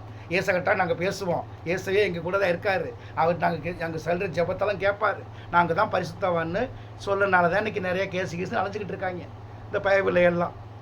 புரியுதா? அடுத்த மனை இச்சிச்சா அவன் பொல்லாத விபச்சார சந்தையில் வந்தவன். அப்படி பொல்லாத விபச்சார சந்தையில் வந்தவர் தான் இயேசுன்னு சொல்லி இந்த கிறிஸ்தவர்கள் சொல்லிக்கிட்டு இருக்காங்க. இல்லை, கடவுள் வந்து இப்படி பூம்பான்னு போட்டோன்னே டகார்னு வானமி பூமியெல்லாம் உண்டாச்சு. அதே மாதிரி கன்னிமரியாலை பார்த்து அங்கேருந்து இப்படி ஃப்ளாஷ் லைட் அடித்தார், ஒரு வெளிச்சம் உள்ளே வந்துச்சு, டக்குன்னு கருவாகி மனுஷனாகி வந்துருச்சு. ஏன்னா கடவுளுக்கு அவ்வளோ பயம் மனுஷனை பார்த்து. யாருக்கும் தெரியாமல் ராத்திரியில் போய் விளக்கு பொருத்தி வச்சு பிள்ளைய கொடுத்துட்டு வந்துடலாம், அப்போ தான் நம்ம நம்புவாங்கன்னு கடவுள் வந்து இந்த கிறிஸ்தவங்க சொல்கிற கடவுள் வந்து இவங்களுக்கு பயந்தவர். வேற ஒருத்தையும் போகிறதுக்கு முன்னாடி, லூசிபர் போய் பிள்ளை கொடுக்கறதுக்கு முன்னாடி நம்ம முந்தி கொடுத்து வந்துடலாம் அப்படின்னு இவங்க எழுதி வச்சது. ஒரு கன்னி மரியாள் வயிற்றிலிருந்து கன்னியின் வயிற்றிலிருந்து பிறக்கிற முதல் பலன் கடவுளுக்கு உரியது. அதுதான் கன்னி. 3வது பலன் 4வது பேர் பார்த்தா அது பெண்ணு. அதை இயேசு சொல்வார், பெண்ணின் வயிற்றில் பிறந்தவர்களில் யோவான் ஸ்நானன் பாட்டிலும் பெரியவன் ஒருவன் இல்லை அப்படிம்பாரு. அதே இயேசு கன்னியின் வயிற்றில் பிறந்தவர்களில் இயேசுவை காட்டிலும் பெரியவன் ஒருவனும் இல்லைன்னு ஏன் சொல்லலை? ஏன்னா கன்னியின் வயிற்றில் பிறந்த எந்த ஒரு குழந்தையுமே கர்த்தருக்கு எவனுமே கொடுத்ததில்லை காணிக்கையா. மரியாள் அதை செஞ்சான். இப்போ காணிக்கை ஒரு குழந்தை பிறக்கும், அந்த குழந்தைய கொண்டு போய் காணிக்கை கோயிலில் போட்டுட்டு வந்துரு, அதுக்கு உனக்கு சம்மந்தம் இல்லை அப்படி சொன்னால் முழு இருதயத்தோட பிள்ளையை கொண்டு போய் போடக்கூடிய எந்த பெண்ணும் அந்த காலத்தில் இல்லை. மரியாள் அது தேர்ந்தெடுக்கப்பட்டவளாக இருந்ததுனால அது செஞ்சாங்க. அந்த பெண் அதை ஏற்றுக்கிட்டாங்க. அதே மாதிரி கிறிஸ்துவ முழு இருதயத்தோடும் முழு சிந்தனையோடும் முழு ஆத்மாவோடு ஏற்றுக்கங்க அப்படிங்கிற வார்த்தையை இயேசு ஏற்றுக்கிட்டாரு. அதனால கிறிஸ்து அவர்களை தங்கினார். அந்த கிறிஸ்து தங்கக்கூடிய இடத்துக்கு பேர் ஆலயம். அது இயேசுவின் சரீரம். இயேசுவினோட சரீரத்துக்குள்ள கிறிஸ்துங்கிற தேவகுமாரன், தேவனிட்டிருந்து அனுப்பப்பட்ட குமாரனாய கிறிஸ்து இயேசுக்குள்ளே இறங்கினார். பரிசுத்த ஆவியை போல, புறாவை போல. இதை யோவான் சன் பார்க்குறாரு. அப்போ இந்த உலகத்தில் மனுஷனாக வாழ்ந்தால் மட்டும்தான் தேவன் நமக்குள்ளே தங்குவார். நரிகளுக்கோ குழிகள் உண்டு, பறவைகளுக்கோ கூடுகள் உண்டு, மனுஷகுமாரனுக்கோ தலை சாய்க்க இடம் இல்லை அப்படின்னாரு. ஏன்னா ஒரு மனுஷன் இன்னொரு மனுஷன்கிட்ட போய் தான் அவன் வீட்டில் போய் படுக்க முடியும். ஒருத்தன் கூட மனுஷனாக இல்லை, வேறையாக இருக்கான். அப்போ எப்படி அவன் போய் சொந்தக்காரன் போய் பக்கத்தில் நிற்க முடியும்? மனுஷ சிந்தனை இருக்கவன்ட்ட தான் மனுஷன் பேசிக்க முடியும். மனுஷ சிந்தனை இல்லாதவன்ட்ட போய் மனுஷனை பற்றி பேச முடியுமா? இதுதான் சொன்னார். மனுஷனாக இருந்தால் தாண்டா தேவகுமாரன் உங்களுக்கு தங்குவார். அதான் நீங்கள் ஆலயமாக இருக்கீங்கன்னு. இப்போ இருக்க எல்லாருமே சர்ச்சை இடிச்சு போடுங்கடா, அது சாத்தாவோட கூடாரம், நம்ம தான் ஆலயங்கிறான். நீ எப்படி ஆலயமாகுவ? நீ ஆலயமாக தான் இயேசுவை போலயே இப்போ இருக்கணுமே. இப்போ நவீன இயேசு இவர் தாங்க. பாருங்கள், இவர் தன்னைத்தானே வெறுத்து, தனக்கு உண்டாதனை வெறுத்து, தன் ஜீவனை வெறுத்தவர். இயேசு இப்படி தரும் அப்படி வாழ்கிறாருங்க. இந்த பாருங்கள், இவர் 2வது இயேசுங்க. 2000 வருஷத்துக்கு முன்னாடி முதல் இயேசு, இந்த இவர் தாங்க 2வது இயேசு அப்படின்னு கைக்கு நீட்டி சொல்ல ஆள் உண்டா? அறுவடை வரப்போகுதான், இறங்கிக்கிட்டு இருக்காரு. இந்த சொடக்கூற நேரம் வருவார், மின்னல் வேகத்தில் வருவார், நம்ம நேரம் ரசித்து போயிடுவார். நம்ம சபை ரசிக்கப்பட்டது. இப்படி எல்லா சபைக்காரன் சொல்கிறான். அந்த சபை ரசிக்கப்பட்டது, இந்த சபை பேய் சபை, அந்த சபை சாத்தான் சபை. எவனாவது என் சபை தான் சாத்தான் சபைன்னு சொன்னானா? இயேசு கிறிஸ்து சொன்னார். அதை எனக்காக கட்டப்பட்ட இந்த தேவாலயத்தை இடிச்சு போடுங்கன்னாரு. இயேசுவோட கிறிஸ்துவ சொல்றாரு, என்னுடைய ஜனங்கள் வேசித்தனம் பண்றாங்க, விபச்சாரம் ஆகுறாங்க. யூதா வேசியானால் இஸ்ரவேல் வேசித்தனம் பண்ணுகிறார் அப்படின்னு சொன்னார்ல. எவனா சொல்றானா? கிறிஸ்தவ சபைகள் வேசித்தனம் பண்ணுது, என் சபை தான் இந்த வேசித்தனம் பண்ணுது அப்படின்னு மன பொருந்தி கடவுள்கிட்ட சொல்லியிருக்கானா? பப்பிளுக்கு வெளியரங்கமாக எழுதி சொல்லியிருக்காங்களா? எங்கள் சபை தான் சாத்தான சபை, எங்கள் சபைக்கு வந்தால் உங்களை எல்லாத்துக்கும் நரகத்தை கொட்டிட்டு போவோம். இது லூசிபர் எங்களுக்கு கொடுத்தது, லூசிபர் நாமத்தில் இயேசுங்கள் கொடுத்தானே எவனா சொல்கிறானா? இல்லை அப்படி சொல்லுவானா? எந்த சபையை கட்டலாம்? எங்கள் சபை தான் புனித சபை, அது அசுத்த சபை. இது சாத்தான் சபை, அது பேய் சபைம்பாங்க. அப்போ சபை அப்படின்னா இயேசுவோட கிறிஸ்து எங்கே இருக்காரோ அந்த சபை தான் மெய்யான தேவகுமாரனுடைய சபை. தேவகுமாரனுடைய சபை. தேவகுமாரன் யாரு? கிறிஸ்து. மனுஷகுமாரன் யாரு? இயேசு. மனுஷகுமாரனை இயேசுக்குள்ள தேவகுமாரனை கிறிஸ்து வந்து இறங்குறதுனால தான் இயேசு கிறிஸ்துவாகிறார். இப்போ புரியுதா? கர்த்தரால் கர்ப்பவதியாகி நீ ஒரு பிள்ளையை பெறுவான்னு சொல்லி எழுதிவிட்டாங்க. கர்த்தரால் கர்ப்பவதியானாங்க. நல்லா பார்த்துக்கங்க. அப்போ ஏவாளுக்கு காயின் கர்த்தரால் பிறந்தது அப்படின்னு எழுதியிருக்கே, அவன் ஏன் காயின் பொல்லாங்கனுக்கு பிறந்தவன் எழுதியிருக்காங்க. அப்போ வானத்தை படைச்ச கர்த்தர் வந்து பொல்லாங்கனா? அப்போ சாத்தா எப்படி வஞ்சிப்பான்னு பார்க்கணும். சாத்தானும் நமக்கு புத்தி சொல்லுவான், இயேசுவின் கிறிஸ்துவும் புத்தி சொல்லுவார், தேவகுமாரனும் புத்தி சொல்லுவான், சாத்தானோட குமாரனும் புத்தி சொல்லுவான். ரெண்டையும் வஞ்சிக்கிறது யாரு? நன்மையும் தீமையும் நம்மக்கிட்டே வச்சிருக்காரு, நம்ம எடுத்துக்கணும். இப்போ இதெல்லாம் வந்து பைபிளே இல்லாமல் 1 மணி நேரம் உங்கள்கிட்ட பேசிக்கிட்டு உட்காந்துருக்கேனே. பைபிளுக்குள்ளே இல்லாதது இல்லை, பைபிளிலேருந்து எடுத்து பேசிக்கிட்டு இருக்கேன். எழுதப்படாததில்லை, சொல்லப்படாததில்லை, உங்களுக்கு எழுதி கொடுக்கப்படாததில்லை, ஆனால் இதுதான் தேவனுடைய ரகசியம். இதைத்தான் சொல்லிக்கிட்டே இருக்கிறது. இயேசுவை நீங்கள் இயேசுவை ஏற்றுக்கிறீங்கன்னா இயேசுவை இல்லை, இயேசு ஏற்றுக்கிட்ட கிறிஸ்துவை நீங்கள் ஏற்றுக்கணும். நான் தான் இயேசு, எங்கள் அப்பா தான் பரமபிதா, நான் தான் ஆள போகிறேன் அப்படின்னு ஒரு நாளாவது அந்த இஸ்ரேல் தேசத்தை ஆண்டாரா இயேசு? அதுதான் அவர் சொன்னார், ஏன் பிதாவே என்னை கைவிட்டீர், நீங்கள் சொன்ன கடமையெல்லாம் நிறைவேற்றினே, சிலுவையில் தொங்குறனே, என்னை ராஜான்னு வேறு அங்கீகாரம் வாங்கினீங்களே, ஒரு 6 மணி நேரத்துக்கு முன்னாடி 6 மணி நேரம் கழிச்சு என்னை கொண்டு சிலுவையில் அறையிறீங்களே, நான் ஒரு நாள் கூட இந்த சிஎம் சீட்டில் உட்காரலையே, கிங் ஆஃப் சாலமன் சீட்டில் போய் உட்காரலையே, சாலமன் ராஜா, தாவீது ராஜா, இவங்க சிங்காசனம், மோசே ஆசனம், அதை நான் உட்காந்து இந்த மக்களை வழி நடத்தலையே அப்படின்னு இயேசு புலம்புனார். ரத்த சிந்தினது கிறிஸ்து இல்லை. ராஜாங்கிற அங்கீகாரம் கொடுக்கப்பட்டாச்சு, அடுத்த 6 மணி நேரத்தை கொண்டு போய் சிலுவை அடித்து கொண்டு போட்டாங்க. அப்போ என் பிதாவே ரொம்ப சந்தோஷம் பிதாவே, நான் ராஜா வாக்குனீங்க, 6 மணி நேரத்திலே கொண்டு போட்டீங்க, ஒரு நாள் கூட நான் ராஜாவை வாழலையே எந்த மக்களுக்காக அப்படின்னு யார் புலம்புனா? கிறிஸ்து புலம்பல, இயேசு புலம்புறார் சிலுவையில் தூக்கிக்கிட்டு. ஆனாலும் கிறிஸ்துவின் ராஜ்யம் தான் இந்த உலக பரியந்தம் இந்த பூமியில் இருக்கும். கிறிஸ்துவை வெளிப்படுத்திட்டாரா? இப்போ கிறிஸ்துவின் ராஜ்யம் தான் இருக்கா? இப்போ கிறிஸ்துவின் ராஜ்யத்தில் கிறிஸ்து இருக்காரா, ஆன்டி கிறிஸ்து இருக்காரான்னு பார்க்கணும். கிறிஸ்தவர்களுக்குள்ளே இருக்காங்க, கிறிஸ்தவர்களுக்குள்ளே இருக்கக்கூடிய கிறிஸ்து ஆன்டி கிறிஸ்டா இயேசு கிறிஸ்துவான்னு பார்க்கணும். இவ்வளவு சத்தியம் ஆழம் இருக்குது. இதை எந்த மனுஷன்கிட்ட கேட்டு உங்களால் வாங்கவே முடியாது, அவர்கிட்டே கேட்கணும். பரிசுத்த ஆவியானவரால் கொடுக்கப்பட்ட இந்த வேத புத்தகத்தில் இப்படி சொல்லியிருக்கீங்களே, பிறர் மனைவியை இச்சையாது இருப்பாயாக அப்படின்னு சொன்ன தேவனே, நீங்கள் எதுக்கு மரியாதை இச்சிச்சிங்க? ஜோசப்புக்கிட்டே புரோக்கர் அனுப்புனீங்க, இதையே தானே தாவீது பண்ணனா? உரியா பொண்டாட்டி இச்சிச்சான். தாவீதுக்கு ஏகப்பட்ட பொண்டாட்டி இருந்தோம், உரியா பொண்டாட்டி இச்சிச்சான்ல, பாவத்தில் விழுந்தான்ல, அவன் மனம் திரும்பினான்ல. அப்போ வானத்தையும் படைச்ச நீ இயேசு தேவாதி தேவனே, கர்த்தாதி கர்த்தரே, நீங்கள் ஜோசப்பு பொண்டாட்டியாக போகிற மரியாதையை இச்சிச்சு இயேசுவை பெற்றீங்க அப்படின்னு கொஸ்டின் மார்க் யாராவது கேட்டிருக்கீங்களா? 10 கற்பனை என்னன்னு உங்களுக்கு கட்டளை தெரியுமா? தெரியல. 663 நியாயபுரமான சட்ட புஸ்தகத்தை வச்சுக்கிட்டு தெரிஞ்சாங்க. இன்னும் கிறிஸ்தவன் அந்த புஸ்தகத்தை வச்சுக்கிட்டு தான் தெரியுதான், எங்கள் சபைக்கு இந்த சட்டத்திட்டம் இருக்குங்க, இந்த கட்டுப்பாடு இருக்குங்கன்னு. இந்த கட்டுப்பாடெலாம் அடித்து உடைச்சாரா இயேசு? போங்கடான்னு எல்லாத்தையும் திறந்ததுக்கப்புறம் தான் கிறிஸ்தவர் ஆக்கிரம் பண்ணார். அதான் பாவம் மன்னிப்பு வாங்கினார். இயேசு பாவமே பண்ணாதவர், அவர் பரிசுத்தில் பிறந்தார்னா, பரிசுத்தத்தில் பிறக்க வச்ச கர்த்தரே பரிசுத்தமே இல்லாதவர் ஆயிட்டாரே, பிறர் மனைவியை இச்சிச்சுட்டாரே. ஆதாமோட பொண்டாட்டி ஏவாளை இச்சிச்சதுனால தானே காயின்னு பிறந்தான். ஆதாம் எதுக்கு புருஷனை நியமிச்சாரு? ஏன் ஆதாமால் நான் ஒரு ஆம்பளை பிள்ளை பெற்றேன்னு சொல்லாமல் கர்த்தரால் ஆம்பளை பெற்ற பெற்றேன்னு ஏவாள் சொல்லணும்? ஆதாமுக்கு ஏவாளுக்கும் பிறந்த காயின் தானே பிறந்தான். அந்த பெண் என்ன சொல்கிறா? கர்த்தரால் நான் ஒரு ஆம்பளை பிள்ளை பெற்றேங்கிறான். அப்போ ஏவாள் சொல்லப்போ ஆதாம் சும்மா சுற்றிக்கிட்டு இருந்தானா? அப்போ அந்த கற்பத்தின் கனியை கொடுக்கக்கூடிய ஆண்டவரை அவரே அந்த கற்பத்துக்கு சொந்தக்காரன்ட்டாங்க. இதுதான் இந்த வில்லங்கம், இதான் சிக்கல். இதனால தான் பைபிள் எடுத்துட்டா ஒருத்தனாலையும் தப்பி போக முடியாது. பைபிள் கர்த்தர் புஸ்தகம் சொல்ல முடியாது, சரணடைஞ்சிருவாங்க எல்லாரும். ஒன்று பைபிளுக்குள்ளே போனால் வெளியில் வர தெரியணும்.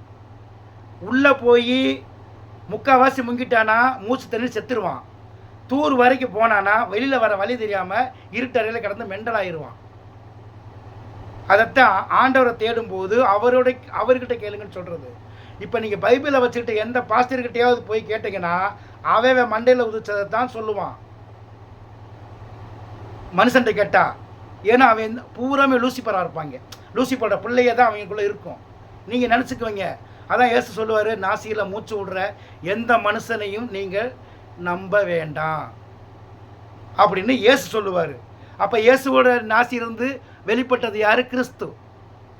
அவர் ஏன் கிறிஸ்துவை ஏற்றுக்கிறோம்னா, செத்ததுக்கப்புறம் உயிர்த்து வந்துட்டார்ல. அந்த உயிர்த்து வந்த இயேசுவை அந்த இயேசுங்கிற சரீரத்தில் இருந்த கிறிஸ்து தான் உயிர்த்து வந்ததை அந்த ஊர்லேயே 40 நாள் அளவு இருந்தார்ல. இருந்தப்போ எல்லா மக்களும் பார்த்தாங்கல்ல. ஏன் அடையாளம் காணலை? என் உருவத்திலேயே செத்து போய் நான் இதே உருவத்தில் வந்தாத்தான் என்னை அடையாளம் காண முடியும். நான் வேறு உருவத்தில் என்னைய மாதிரியே ஒரு ஆள் வந்து இவர் தாங்க அப்படின்னு பேசுனாங்கன்னா, இல்லைங்க அவங்க அந்த ஆளுக்கு இந்த ஆளுக்கு சம்மந்தம் இல்லைங்க, அந்த ஆளு நான் 30 வருஷம் பார்த்துருக்கேங்க அப்படின்னு சொல்லுவாங்கல்ல. அதே தான் அங்கே நடந்தது. அதை என்னை விசுவசிக்கிறேன்னு என்னை காண்பான். அதனால தான் தோமா கிட்ட சொல்லுவார், கிறிஸ்து சொல்லுவார், உயிர்க்கிறதுக்கு முன்னாடி வரைக்கும் இயேசு, உயிர்த்ததுக்கப்புறம் அவர் கிறிஸ்து. நீ என்னை கண்டாய் அதனால் விசுவசிக்கிறாய், காணாமல் என்னை விசுவசிப்பாய், அதனால் அவன் தான் எனக்கு பாத்திரவான்னு சொன்னார். காணாமையே. இப்போ இயேசுவை பார்த்தேன், தொட்டு பார்த்தாங்க, ஒன்றா உட்காந்து சாப்பிட்டாங்க. ஆனால் உயிர்த்து வந்ததுக்கப்புறம் நான் தொட்டு பார்த்தாரு பாருங்க, அதே மாமிசத்தான் வேற யானை தொட்டு பார்த்தார்ல. அதனால தான் அவர் தோமா சந்தேகப்பட்டார். இப்போ சந்தேகப்படுறது தோமா மாதிரியே எல்லாரும் தான் இருக்கணும். அப்போனா தான் இயேசுவை காண முடியும். ஒரு வசனத்தை சொல்லிட்டாரு, எங்கள் பாஸ்டர் சொன்னார், எங்கள் ஃபாதர் சொன்னார், அது சத்தியமாக தான் இருக்கும், ஆண்டவர் தான் இவங்களை சொல்லி அது வழியே சொன்னாங்கன்னு. அவனுக்கு சொல்லக்கூடிய அதே தேவன் தான் நம்மக்கிட்டையும் பேசுவார். இவன் சொல்கிறது உண்மையாக பொய்யான்னு பகுத்தறிங்க. அதுக்கு தான் நான் சர்ப்பம் போல விழா உள்ளவனாகவும் புறாவை போல கவடற்றவனாக இருங்கன்னு இயேசு கிறிஸ்து சொல்லி கொடுத்தது. ஒருத்தர் உங்கள்கிட்ட வந்து சொல்லும்போது இவன் ஆண்டவர்கிட்ட தான் சொன்னானா அதை உள்வாங்கி கேட்கணும். அந்த வசனத்தை இவங்க சொன்னது சரியாக இருக்குமா? இப்போ நான் சொன்னதை உள்வாங்கி கேளுங்க. பிறர் மனை இச்சாது இருப்பாயாக என்று எழுதப்பட்டபடி ஏன் ஆண்டவரே ஜோசப் பொண்டாட்டி மரியாதை நீங்கள் இச்சிச்சிங்கன்னு கேள்வி கேளுங்க. அப்போ உங்களுக்கு விளக்குவார். ஏன் ஆண்டவரே நல்லாத்தானே சொன்னாங்க, ஏவாள் கர்த்தரால் ஒரு ஆம்பளை பிள்ளையை பெற்றே அவனுக்கு காயின்னு பேர் வச்சுருக்கோம், அந்த காயினை ஏன் பொல்லாங்கனுக்கு பிறந்தவன் எழுதியிருக்கீங்க?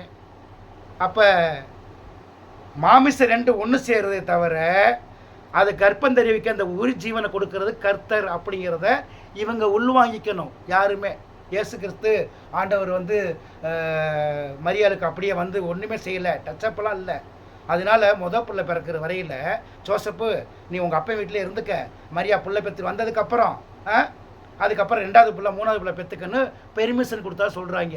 ஊர் காரி துப்புமா துப்பாதா? இல்லை, கூட தான் படுத்திருந்தார், டச்சப்பெல்லாம் இல்லை. அப்படி வந்து பயந்து ஜோசப்புக்கு பயந்து தள்ளி விட்டு மனதாக இருந்தாராம் யோசப்பு. இந்த பொம்பளைய இந்த மரியா வேசித்தனம் பண்ணிட்டா, இவன் கூட போயிட்டு நமக்கு வந்து அப்பேன்னு சொல்கிறா, அப்படி தள்ளி விட மனதாக இருந்தான்னா என்ன அர்த்தம்? இல்லை, அதுக்கு கடவுள் சொல்கிறார், இல்லை இல்லை அந்த கற்பத்துக்கு நான் தான் காரணம், நீ போய் தூதா நீ போய் சொல்லணுன்னே. அப்படியா, சரி கபிரியேலு நீ சொன்ன ஏற்றுக்கிறேன் அப்படி சொல்கிற மனநிலையில் ஜோசப் இருந்தாருன்னு எழுதியிருக்காங்க. அட இவர் தாங்க மாப்பிள்ளை, அவர் போட்டுக்க ட்ரெஸ்ஸு என்னது அப்படின்னு சொன்னது மாதிரியா இருக்கா? அப்போ இந்த வஞ்சகம் பிடிச்சத மாதிரி பைபிள் எப்படி எழுதியிருக்கான்? உண்மையான பைபிளை மறைச்சு அதை மறைபொருளாக்கிட்டு இவன் அந்தரங்கத்தில் எப்படி எழுதியிருக்கான்? வானத்தீமை பிடிச்ச கர்த்தரவே பேயாக்கி வச்சுருக்கான். சாத்தானாக்கிட்டாங்க. சாத்தானாக்கி விட்டாங்களா? இதைத்தான் தெரிஞ்சுக்கணும். மரியாள் கர்த்தரால் ஒரு பிள்ளை பிறந்தது உண்மைனா, அப்போ ஏவாளுக்கு பிறந்தது கர்த்தால் பிறந்த பிள்ளை தான். அவன் எப்படி பொல்லாங்கனா இருந்தான்? ஆதாமுக்கு ஏவாளுக்கு பிறந்த மகன் கர்த்தரோட வார்த்தையை கேட்டு ஆதாம ஏவாலும் கர்த்தரோட வசனத்தை கேட்டவங்க, அவங்க பிள்ளைகளுக்கு சொல்லி கொடுத்தாங்க. சொல்லி கொடுத்தாலும் அவங்க போய் சாத்தானத்தை தான் விழுந்தாங்க. சாத்தானுக்கு தானே பிள்ளையாகி போனான். அப்படின்னு என்ன அர்த்தம்? அவன் சிந்தனை முழுக்க சாத்தானோட சிந்தனை. காயினுக்குள்ள கெட்டன்னா கெடு புத்தி, வன் சொல் புறங்குறது, ஏமாத்துறது, திருடுறது, கொள்ளையடிக்கிறது, இந்த குணங்கள் இருக்கிறதான் அந்த மனுஷனுக்குள்ளே இருக்கக்கூடிய ஆவி. அந்த ஆவி தான் லூசிபர் ஆவி. அதனால் அவன் பொல்லாங்கனுக்கு பிறந்துட்டான்னு சொல்கிறது. பொல்லாங்க வாயிலிருந்து பிறந்தான். பொல்லாங்கனுக்கு பிறக்கதான் பிறவா. இயேசு கிறிஸ்துவும் வார்த்தையாக இருக்கார், அந்த கிறிஸ்துவும் வார்த்தையாக இருக்காங்க. 2 பேருமே ஒரு மனுஷனுக்குள்ளே தான் தங்குவாங்க. அந்த வார்த்தையை வச்சு தான் அவனோட கனியை வச்சு தான் அந்த மனுஷன் அறியணும்னு இயேசு கிறிஸ்து சொல்லுவார். ஒருத்தன் ஒரு மனுஷனோட வார்த்தை ஒரு மனுஷனை வாழ வைக்குதா, ஒரு மனுஷனை கொலை செய்ய போகுதா? கொலை செய்ய போகிற வார்த்தை அந்த கனி, கெட்ட கனி, லூசிபரோட கனி. இந்த வார்த்தை வாழ வைக்குது. இந்த வார்த்தை ஒருத்தனை வாழ வைக்கிறதுக்காக இந்த வார்த்தையை சொன்னவனே தன்னையே தானே அவன் ஜீவனுக்காக தன்னை அர்ப்பணிக்கிறான். நான் செத்தாலும் பரவாயில்ல, இன்னொருத்தர் வாழ நினைக்கிற வார்த்தை நல்ல வார்த்தை, இது தேவ வார்த்தை. இதுதான் கனியில் அறிஞ்சு கொள்வது. அப்போ நம்ம இன்னொரு ஆளுக்கு சொல்கிறது எப்படி பெருமைப்படுத்துகிறோம்? கன்னி மரியாள் இந்த ஒரு குழந்தைய தவிர அந்த அம்மா ஒன்றும் செய்யலை, அப்படியே பரலோகத்துக்கு தூக்கி போயிட்டாங்க அப்படின்னு கிறிஸ்தவங்க சொல்லுவாங்க, மரியாதை வணங்குறவங்க. ஏன்? அப்பனத்தானே அவங்க தெய்வத்துக்கு சமமாக வச்சு பைசா உண்டாக்க முடியும், காணிக்கை வசூல் பண்ண முடியும். அந்த மகிட்டே சொன்னால் போதும் எல்லாம் வாங்கி கொடுத்துருவாங்கன்னு. அப்போ யூத சபையை அழிக்க வந்த இயேசுவை கிறிஸ்தவ சபையில் கடவுள் ஆக்கிட்டாங்க. இயேசுவை கிறிஸ்து இயேசுவில் அன்புமிக்க சகோதர சகோதரிகளே அப்படிங்கிற வசனத்தை கேட்டிருக்கீங்களா? இதைத்தான் சொல்லுவான். எப்படி? கிறிஸ்து இயேசுவில் அன்புமிக்க சகோதர சகோதரிகளே. அப்போ கிறிஸ்து இயேசுக்குள்ளே தான் அந்த சகோதர சகோதரிகள்லாம் அன்பாக இருக்காங்கன்னு நீங்கள் அவங்க கனியை வச்சிங்கன்னா கண்டுபிடிச்சிருவீங்க. அந்த சொன்னோடனே ஆமாம் ஆமேன் சமாதானம் நமக்கு நல்லதுக்கு சமாதானம் உண்டாகட்டும்னு சொல்கிறாங்கல்ல, ஒருவருக்கு ஒரு சமாதானம் சொல்கிறீங்கல்ல. ஆனால் உண்மையிலே சமாதானம் அங்கே இருக்கிறது எப்படி தெரியும்? அந்த கனியை வச்சா தெரியும். அங்கே தான் பக்கத்தில் மாமி மச்சனை உட்காந்துருப்பான், இங்கே சித்தவன் பெரிய பேர் இருப்பாங்க, ஒருத்தருக்கு கூட சண்டை இருக்காது. உள்ளுக்க சமாதானம் சொன்னதுனால அங்கே நான் போயிருக்கனால சொல்லிக்குவாங்க. வெளியில் வரப்போ நெருப்பாக தான் வெளியில் வரோம். இருதயத்தில் குரோதம் விரோதம் பகை எல்லாம் தான் இருக்கும். அப்படியே அந்த வார்த்தையை யூஸ் பண்ணுறாங்க. அதை அந்தி கிறிஸ்து சொல்கிறது. இந்த மரத்தின் கசியை புடிச்சா நீங்கள் புசிச்சிங்கன்னா சாகவே மாட்டீங்க, சொர்க்கத்துக்கு போவீங்க அப்படின்னு சொன்னதை கேட்டுக்கிட்டு எப்படி வாழ்ந்தாங்களோ அப்படித்தான். அதனால பிறக்கிற ஒவ்வொரு மனுஷனுமே ஆணுக்கும் பெண்ணுக்கும் தான் பிறப்பாங்க. அந்த பிறந்த மனுஷனுக்கு கர்த்தரை பற்றி தெரிஞ்சதுக்கப்புறம் அந்த வார்த்தையை சாப்பிட்டாங்கன்னா அந்த வார்த்தை ரத்தமும் மாமிசமாக நினைக்கிறதுக்காக இயேசுவை நீங்கள் உள்வாங்கிக்கங்க. இயேசுங்கிற ஒரு மனுஷன் ரத்தமும் மாமிசமாக அந்த பூமியில் இருந்தார். அவர் அந்த வார்த்தையின்படி வாழ்ந்தார். அந்த வார்த்தைக்கு பலியாக, அதாவது பாவ நிவாரண பலியாக இயேசு தன்னுடைய ரத்தத்தையும் மாமிசத்தையும் அந்த நல்ல ஆத்மா சாப்பிட்றதுக்காக ஒப்பு கொடுத்தாரு. அதனால அவரோட ரத்தத்தையும் அவரோட மாமிசத்தையும் நம்ம புசிக்கணும் அப்படி சொல்கிறப்ப நம்ம ஆத்மா சுத்தமாகும், நம்ம சாப்பிட்ற சாப்பாடு சுத்தமாகும். அந்த ஆத்மா ஜீவிக்கிறதுக்கு மனித ரத்தத்தையும் மனித மாமிசத்தையும் சாப்பிட்டுக்கிட்டு தான் ஆத்மா உள்ளே வாழும். நீ மனுஷனாக இருந்தால் தான் அந்த ஆத்மா ரத்தத்தையும் மாமிசம் சாப்பிட்டு வாழ முடியுமே தவிர, நீ மோசமானவனாக இருந்தால் கெட்ட ரத்தம் கெட்ட மாமிசம். கெட்ட ரத்தம்னா செத்து போன ரத்தம். செத்து போன ரத்தத்தை குடிச்சிக்கிட்டு இதே மனுஷனுக்குள்ளே லூசிபர் உயிர் வாழ்வான். லூசிபர் நம்ம மாமிசத்தை சாப்பிடுவான். அப்போ இந்த லூசிபர் எங்கே போவான்? பாதாளத்துக்கு போவான், மரணத்துக்கு போவான். அப்போ நம்ம ஆத்மாவை கொண்டு போயிடுவான். இப்போ இந்த ஆத்மா விடுதலைக்காக கிறிஸ்து சொல்கிறாரு, இதெல்லாம் அந்த பாவத்தெல்லாம் விட்டுட்டிங்கன்னா நான் இருப்பேன் உங்களுக்குள்ள. உங்கள் ஆத்மாவுக்கு என் ரத்தத்தையும் என் மாமிசத்தையும் கொடுப்பேன், உங்களே சுத்தப்படுத்துவேன், நான் தங்கக்கூடிய ஆளையும் நீங்கள் தான் அப்படிங்கிறாரு. இது ஆழம். இனி போனால் போய்கிட்டே இருக்கும். இன்னொரு நாளைக்கு போடுறேன்.